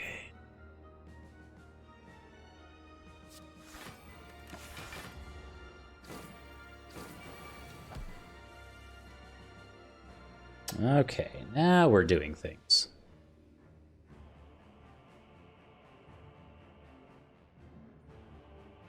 Holy. God. Oh my god. Baylor Lord with the monster raid of 342. And a lot of links. This must be the hottest clip on Twitch right now. Hold on. I think I have a button for this.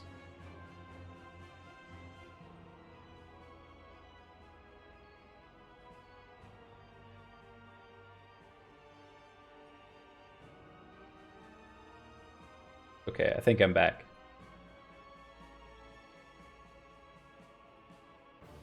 Okay, it's me. And it's you. Oh my god. Hold on. This is 1080p? This doesn't look like 1080p. What the fuck?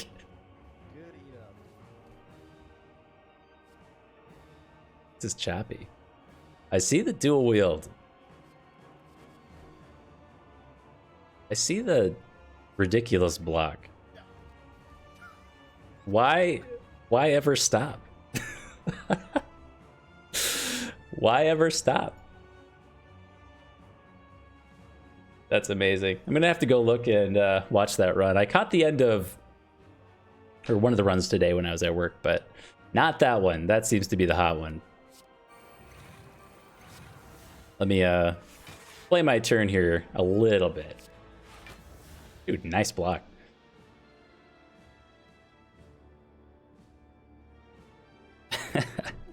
You should post that on the Slay the Spire subreddit and see if you can match my shitpost from today.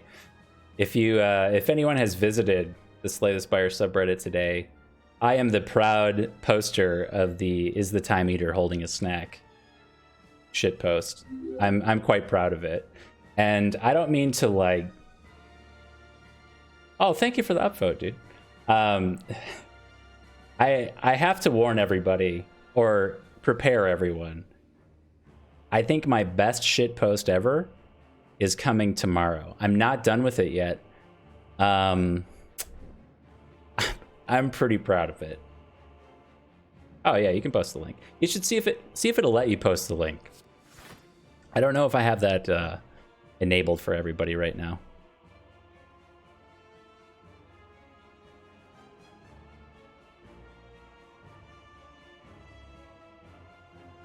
It's a piece of art, you know. I don't want to say that because the one tomorrow, my worry is that I'm going to put a lot of effort into my neck. I put some effort into that shitpost. My best shitpost, at least what I think is my best one, is coming tomorrow, and my worry is that I'm going to post it tomorrow and it's not going to do nearly as well as the one today that I put basically no effort into it. Let's be honest. I don't think it's too crazy to say that I put minimal effort into that shitpost.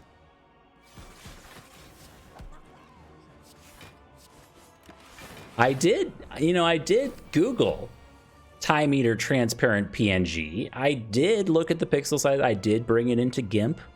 I did things. You know? It's not that it was nothing.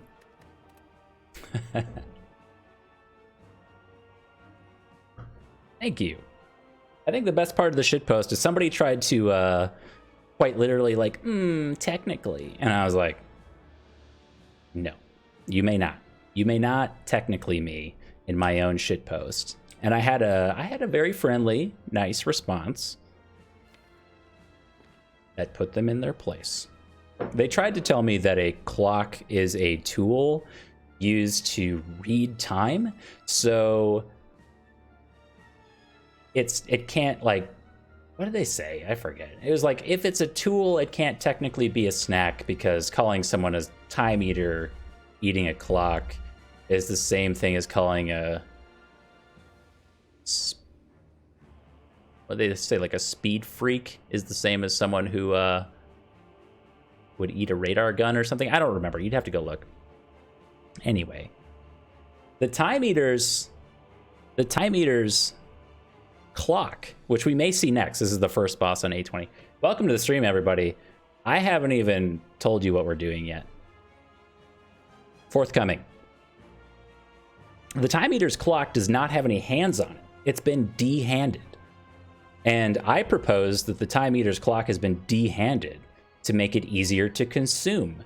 And if the clock doesn't have hands, it can't be used as a tool to read time, and thus must serve a different purpose, and that different purpose is for him to eat it. It is a snack.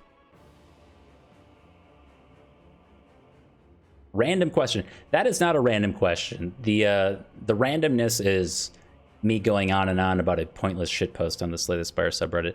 That is an actual pertinent question to the game that I'm playing and streaming. How does Streamline stack with Snecko? The short answer is that it doesn't. And that's pretty much it. If you were to play Streamline, the next time you draw it, the cost is randomized, and the fact that it has been played and reduced in cost is not factored in. There are a few instances where that does matter. If you were to play Streamline and its cost is reduced, the reduced cost goes to your discard pile.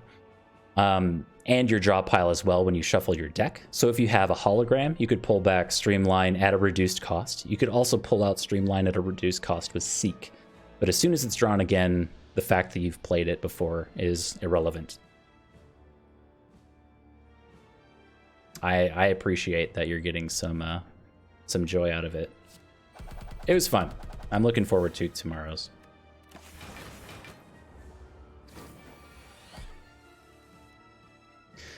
So this run in particular, let me play my cold snap. We are on A20.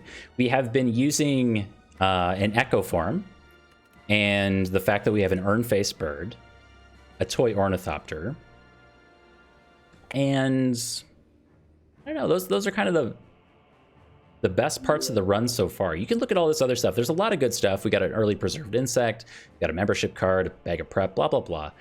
The urn-faced bird has healed us for a phenomenal amount of HP with the echo form, paired with defrag, bias cog, and then we also picked up a genetic algorithm and this genetic algorithm as well, which we picked up late. I think we picked up this genetic algorithm somewhere around a third of the way-ish through Act 3, and it's already stacked to 27 that we can double with echo form.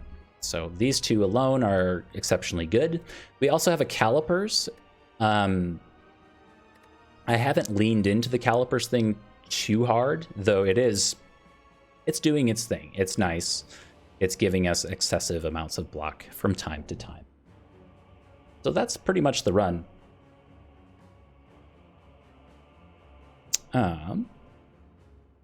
Should probably figure out if we can actually block this. Close. How much? We're off by 6, is that correct? So we're off by, so we block 12, 12, 12, 12. So 8, we're off by 8. Charge battery is almost a full block then. We could also equilibrium, but then we don't draw a full hand next turn. don't think we will.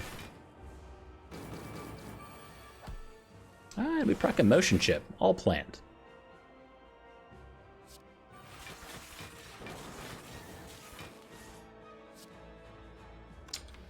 Draw last because I'm bad. Nice.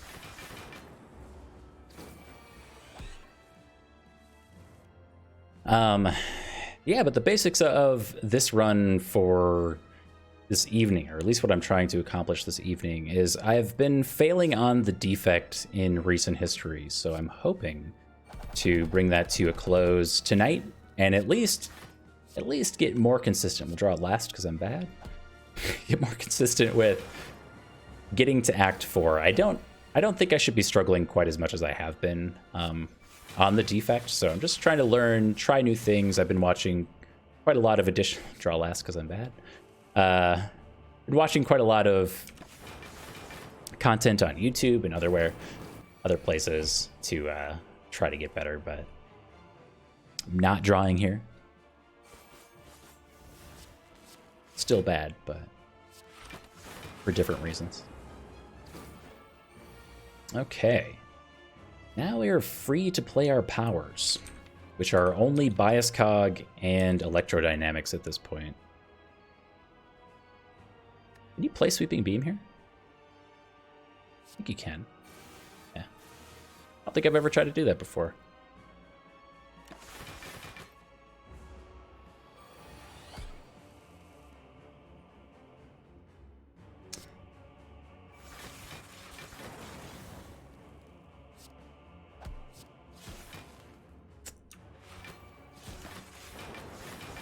I think Defect is your least favorite character. Well, I actually like the Defect a lot. I like this type of playstyle with calipers and we get all these orbs and stuff. I think this is super cool. I just often struggle to reach this point, so trying to get more consistent with that in particular. That is beautiful.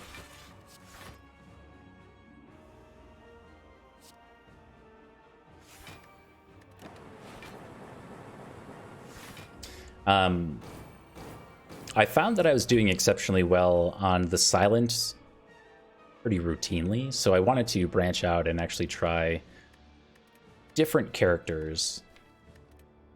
I mean, I was playing the other characters, but oh,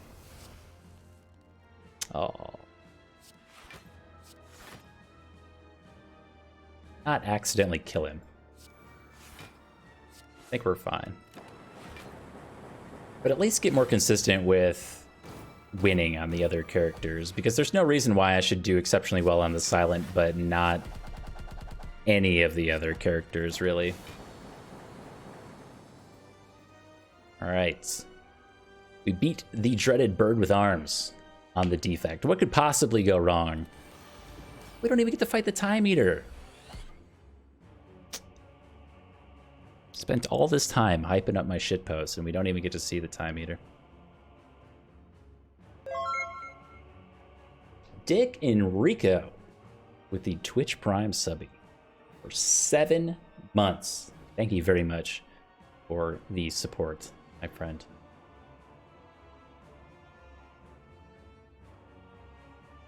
Woo!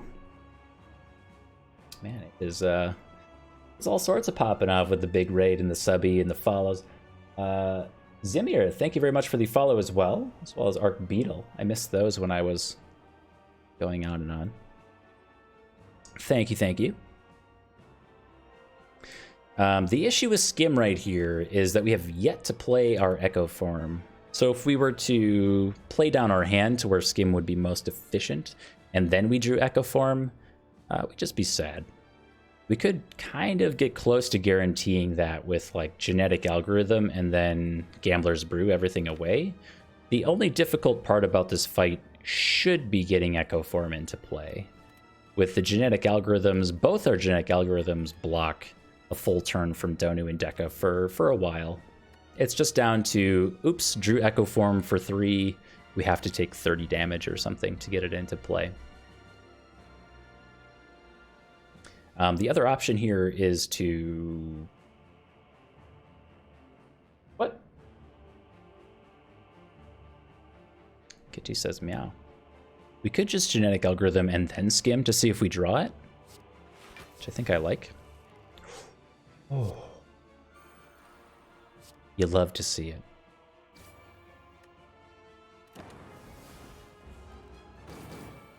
Save our Gambler's Brew for Act 4. Well, I'm getting ahead of myself. Probably for Act 4.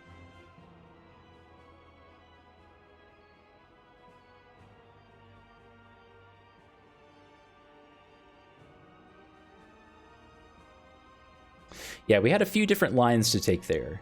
I decided to play our genetic algorithm and then skim. And if we didn't draw Echo Form there, then we would have had 10 cards that we could have shuffled away with the Gambler's Brew to try to force the Echo Form out, if I felt that we needed it.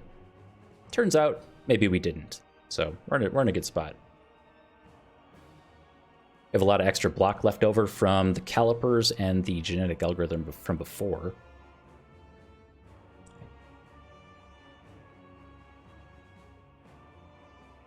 I don't really feel like we need to double Electro, though we could. Sure. They don't have any focus in play right now, so it just doesn't feel that amazing. We should have played that Defend.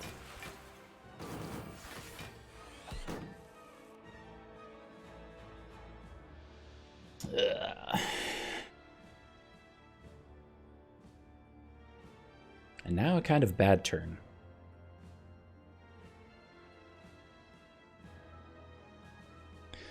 So we've yet to play Defrag and Bias Cog. We could double Bias Cog right now. That gives us like 5 turns, then maybe +2 more turns when we draw a Defrag again, to get these nerds dead.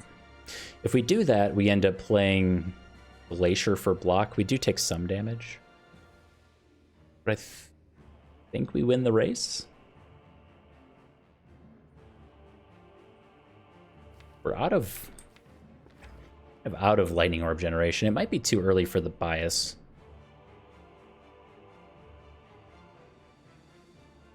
I think it is. So we'll take a hit here, largely because we haven't been able to get Defrag in play yet, but we're shuffling our deck now, so hopefully next time. We have Frost Orbs in play as soon as we get the Defrag out. Or, yeah. We'll gain a pretty large amount of block just from that.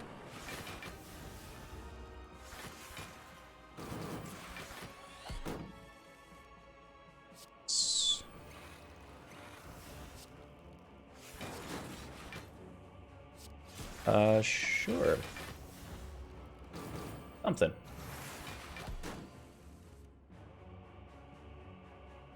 And the rest of the fight should be, you know, I'll call it autopilot light. I don't know if we're quite on autopilot yet. We're not gaining enough block for calipers to just carry the whole thing, but we're getting close.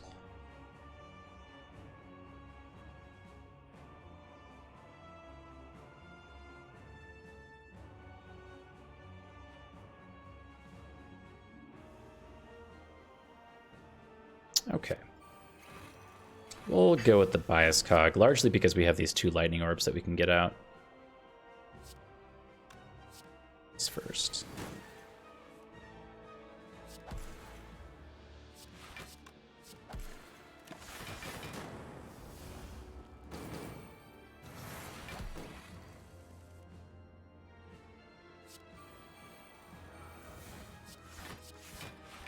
We're very close to the press E to E defect situation.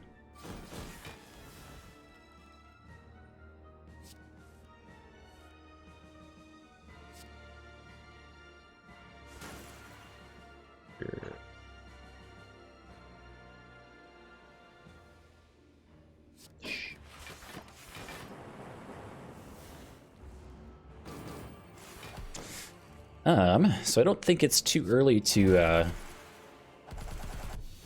definitely not too early, to start talking about the Act 4 elites. I think it's the same thing that you would expect. We have the preserved insect. So that comes down to, yes, getting Echo Form into play, but maybe even more importantly, getting our Electro out early with a small amount of focus. And that should take care of that fight. We have the Toy Ornithopter and a Gambler's Brew. I don't think the rest here is necessary at all. For me, it comes down to like either Static Discharge for the block that can come from it in a late heart fight if it goes slowly, or base block on something like Leap or Glacier to help us through those early turns where we don't have Focus and Frost Orbs out.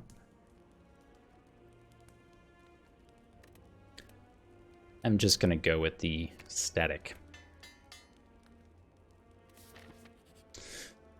All right, Coupon. See what you got. Oh.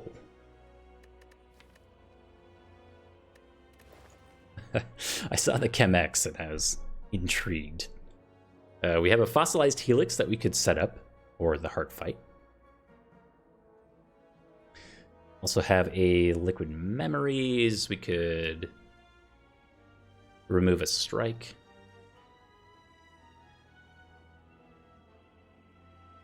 Somebody asked about the Streamline earlier.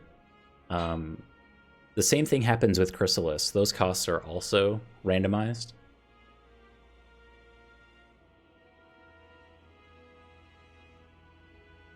Yeah, I think we have to take the Helix. There's certainly a world where we draw a genetic algorithm on turn 2 on the heart and we don't need Helix.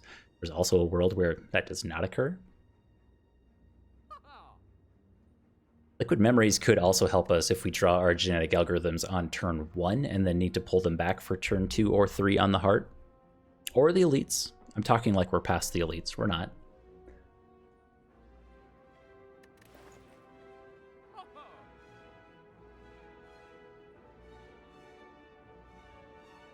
Yeah, I mean, the alternative is to, like, remove a strike. We only have 2. I'm gonna do this. I like this a lot.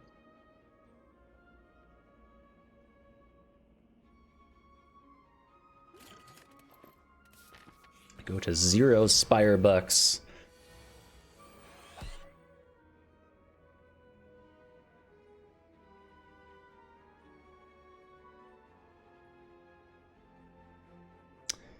Well, the turn 1. I think it's a question of if we need or want to get Echo Form into play, because we do have buffer.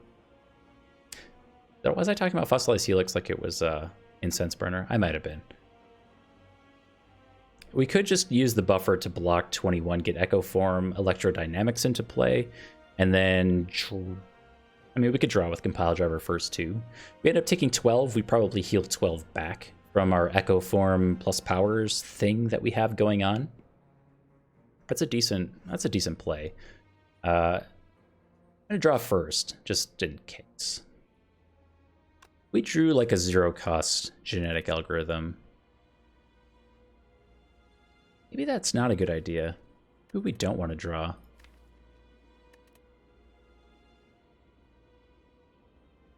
It's only 1 card. It's only 1 card. Damn it.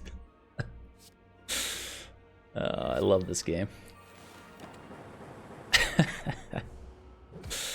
Trying to get rid of my my desk smashes. All right.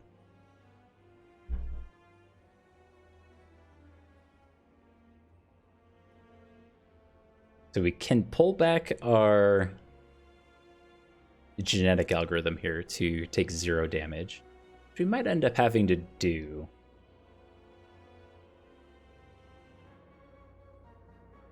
It also clears up a potion slot for us for the heart fight in case we get one after this fight. It's possible. It's not guaranteed, but it is possible.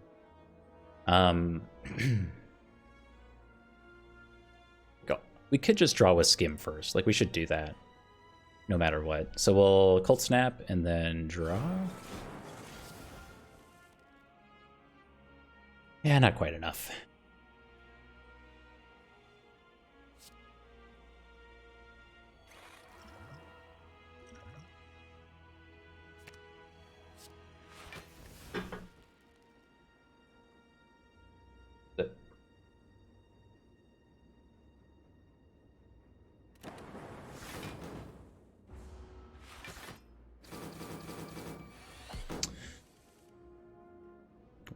some block over to this turn.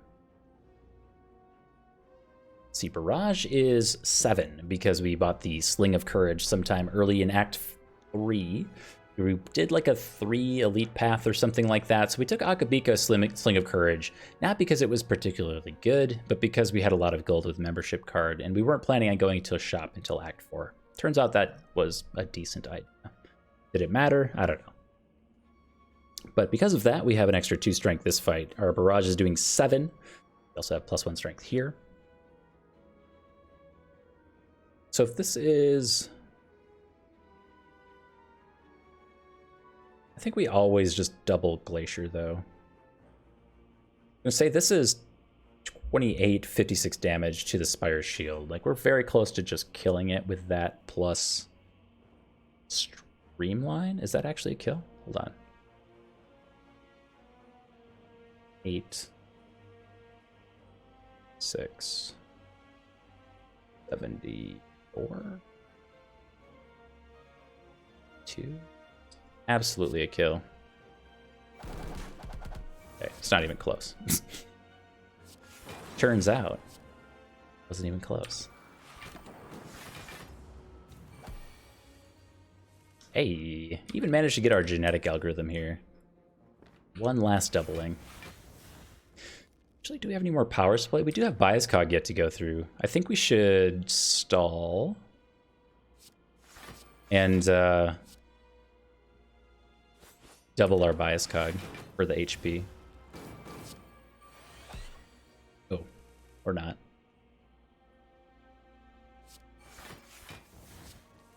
Hey. Pick up a Gremlin Horn and a block potion. Chance to consume and upgraded double energy for 2 whole HPs.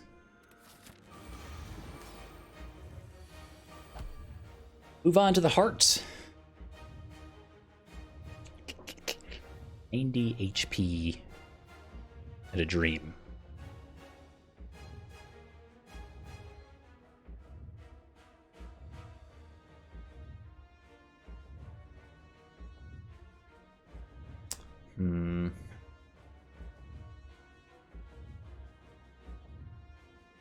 So I think we do have to play our genetic algorithm here, largely because we need to get Echo Form into play and we want to save our buffer. That doesn't guarantee that we will not lose our buffer next turn. We could hold on to it. Robo Baggins, welcome to the stream dream.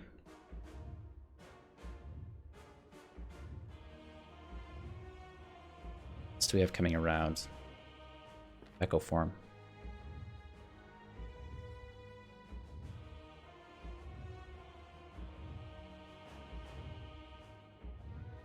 I think we do this.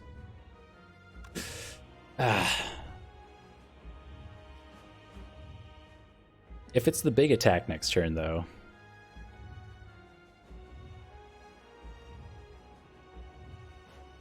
We have a block potion. There's certainly a world where the block carries over and just saves our buffer.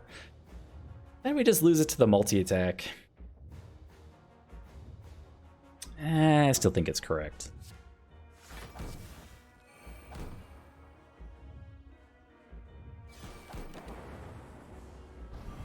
Put a 50 block here.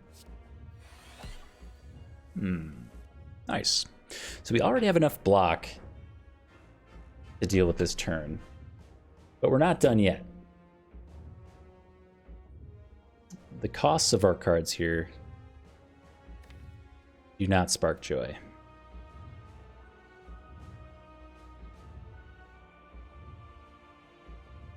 Double our Cold Snap to get some Frost Orbs into play when we hopefully get Defrag out. That'd be helpful. Obviously don't do a bias cog yet. We do have our potions that we can use and call upon whenever we want to. Just don't think it's time yet. This is a rough Snecko draw. Like, the Gambler's Brew saves us here, but keep in mind we do have, like, in addition to a Gambler's Brew and Block Potion, Toy Ornithopter is allowing us to gain 10 HP back from those potions as well. So using a Gambler's Brew now, yes, may give us more cards to play this turn, but we're losing some efficiency there. So the question is, like, we have all these status cards yet to go through. Burn, Daze, Slime, Wound, and Void. I would personally prefer to use a Gambler's Brew on a turn where Snecko draws us into all this stuff, and we can't really do anything. Oh, we also have Ascender's Bane. Anything else to do, which could very well be next turn, based on that luck there. So if we're on just 2 focus, Cold Snap pays for itself. It's 4 block. We take 4 damage from Beat of Death, and that's our whole turn.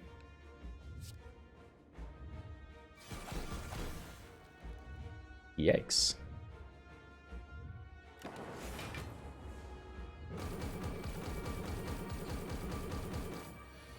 Thank you, Bronze Scales. My apologies for not mentioning you earlier.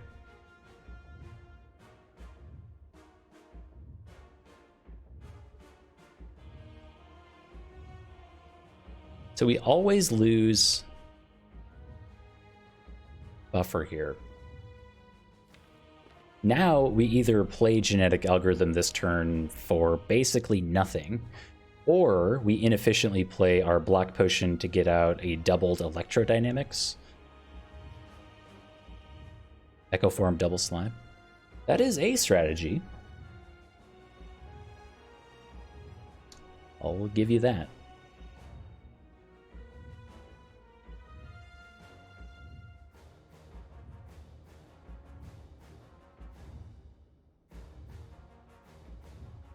Oh, if I just play Electro now?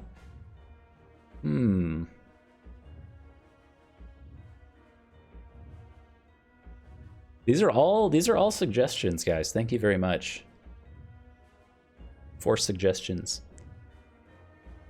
They are ideas. Some might say the greatest minds in Slay the Spire have assembled here this evening.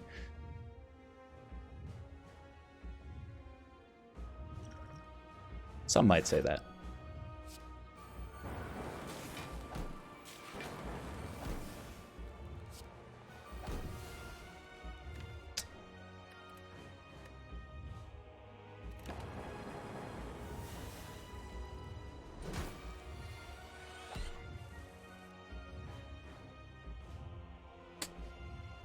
Ooh, these turns just sucked.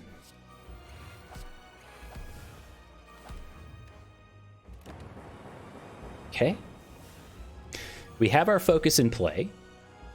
What we need now is some Frost Orbs. And our Frost Orb generation comes almost exclusively from Glacier. I guess we have Cold Snap too. We did not get Disc Static in play.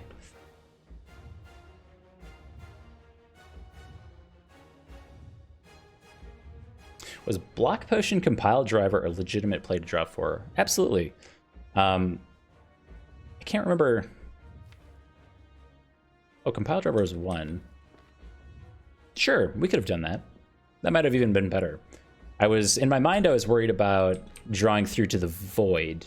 So if we did that, we wouldn't have been able to get Electro into play, potentially. So the Void had yet to be drawn, and then I think that was my biggest concern for that turn. But draw with Snecko is good. You never know.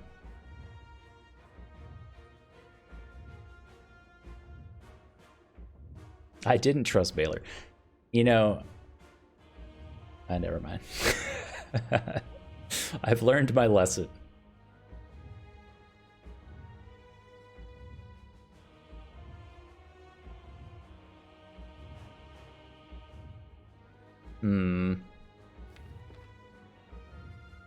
I mean, we can just double leap here. We're getting hit for 60. We would block for 14, 17, like 43 damage, which we can afford. The alternative is to use the Gambler's Brew, and that would be to draw through to Glacier or Genetic Algorithm. I don't think I'll do that, mostly because if we take 40 some damage this turn, We can still use Gambler's Brew next turn. We'll draw through up to 14 cards in our deck with Gambler's Brew. Maybe more with like a Skim or something. So we're basically guaranteed to block next turn. I think the issue is that we need to Echo Form, Genetic Algorithm, or Glacier.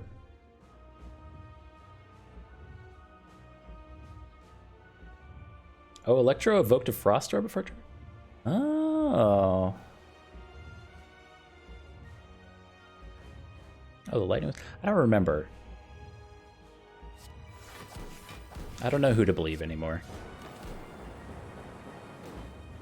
We take some damage here. Ouch.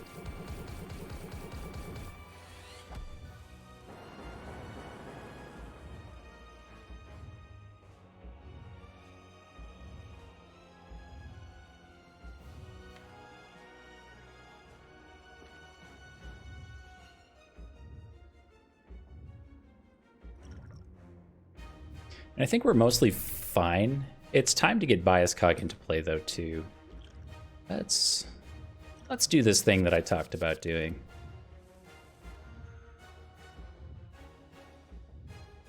Wow.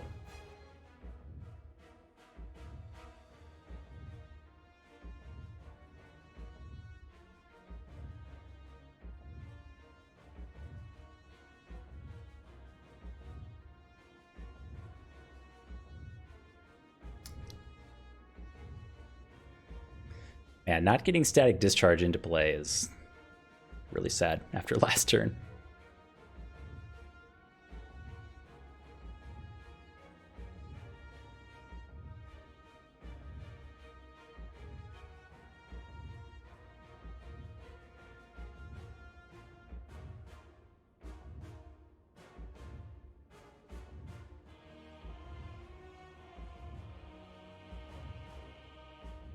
Okay.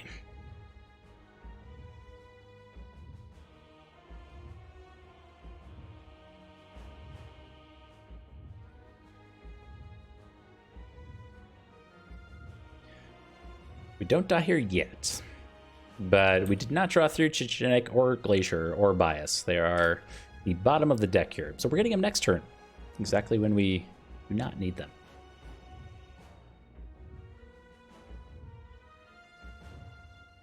So we could double Cold Snap. Our Frost Orbs are currently 6 block each, so that would be 12 minus 4, 8 block from Cold Snap.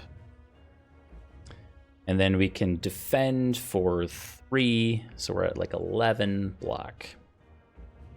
So we don't die this turn. Alternatives being like more risky plays, something like getting Static Discharge into play, and like double defend Static Discharge. Maybe even more so like trying to play Skim this turn.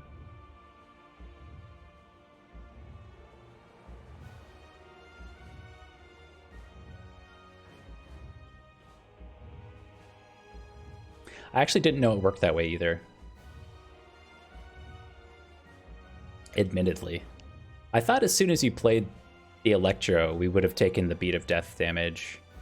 And, well, no, that doesn't make sense. But the Frost Orb would have evoked. That makes sense. Because Beat of Death is after you play your card, and the effect occurs. So if we played Electro and evoked those Frost Orbs, we could have saved the potion. Which would have been really handy this turn. Turns out. Interesting. I didn't think of that.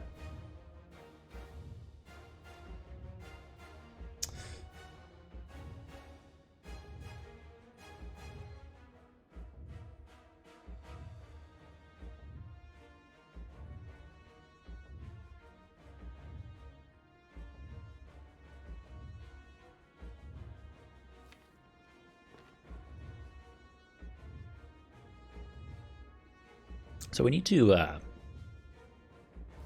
double our Genetic Algorithm next turn and play Bias, I think. We need to do both. Doubling the Genetic gives us one more turn, and then the Bias Cog alone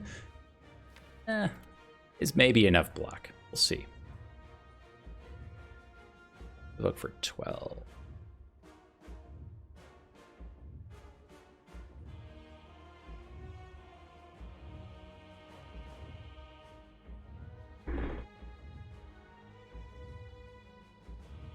I think we double the Cold Snap for 2 Frost Orbs. We take 4 block.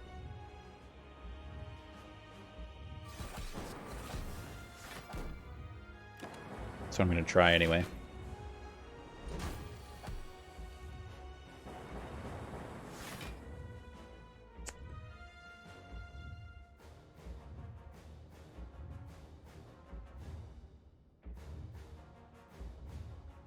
Wow, the costs here are just awful. We need to play both.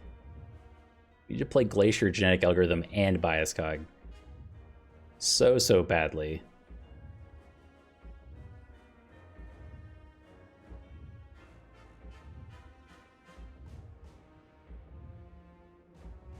Yeah, I don't know how we ever get through this fight if we never Bias Cog. We can Genetic Algorithm with the Calipers to gain a lot of block, and that gets us through next turn. But like, we're drawing, we die over 2 turns, I guess is the point. We may just die next turn.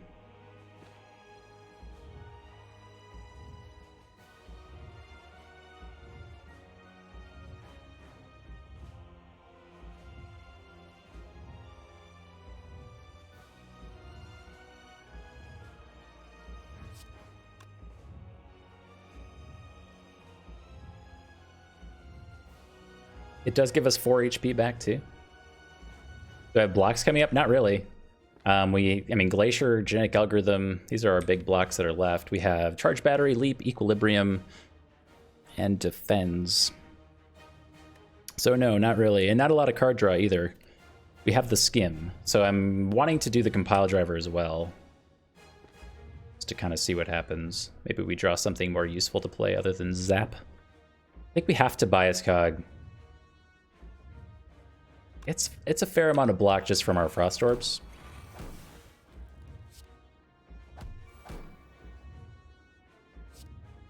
Okay. That was a pretty good get.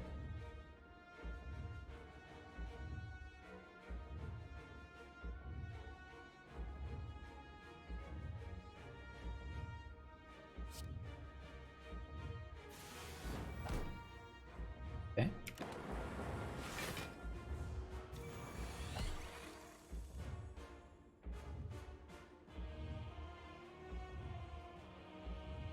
Okay.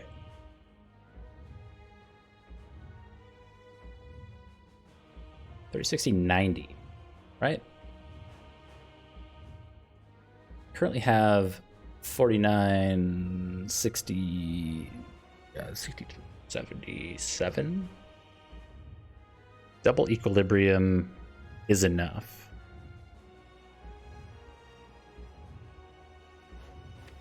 But next turn, though.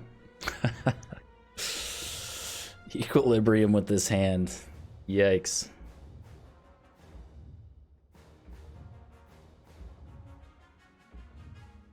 Oh, really?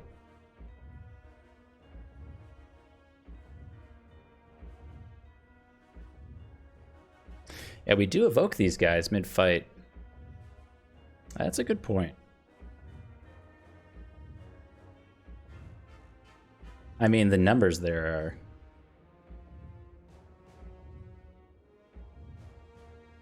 crazy.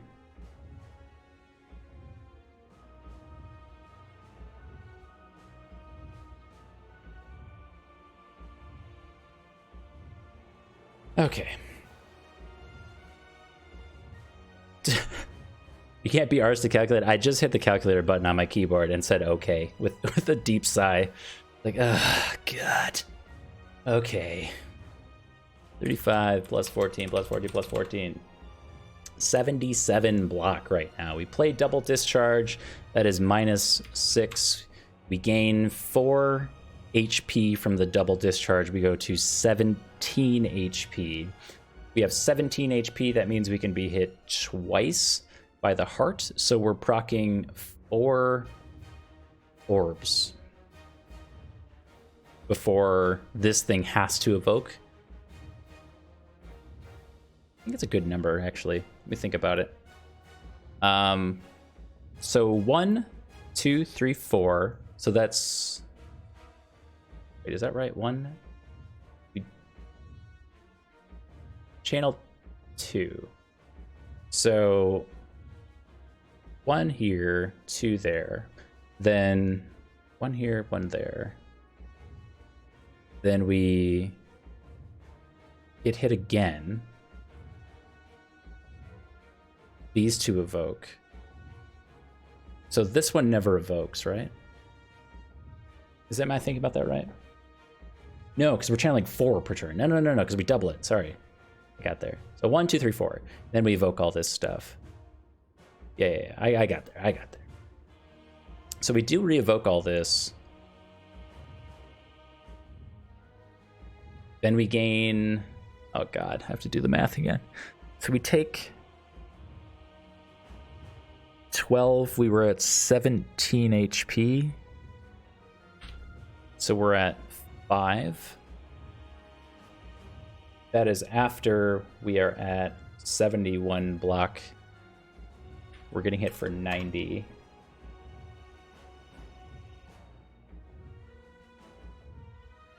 So we have 19 more to go.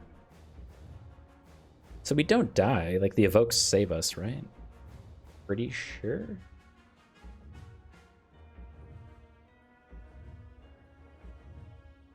I think it's fine.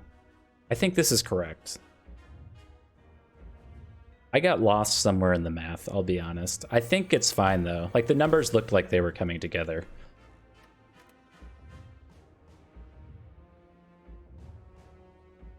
Oh, burn. That's right. I think, whatever. We're at 69. Nice block.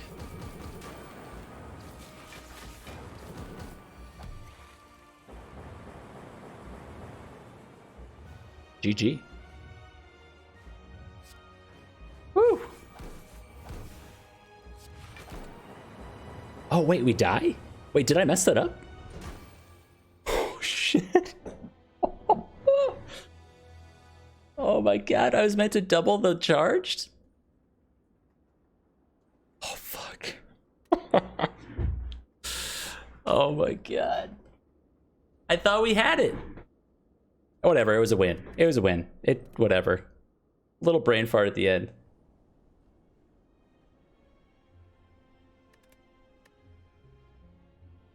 Did we have the kill, though? I think we lost. I think we lost, though. Like, even if I played that right. I made a mistake. But we didn't have the block there, right? Or did I draw the genetic? I didn't. I thought I just had it. Why didn't the heart... The heart didn't take damage because we hit the damage cap. I'd have to go back and look. I don't know. The only way we survived there is if we drew the genetic algorithm. Whatever. I messed it up.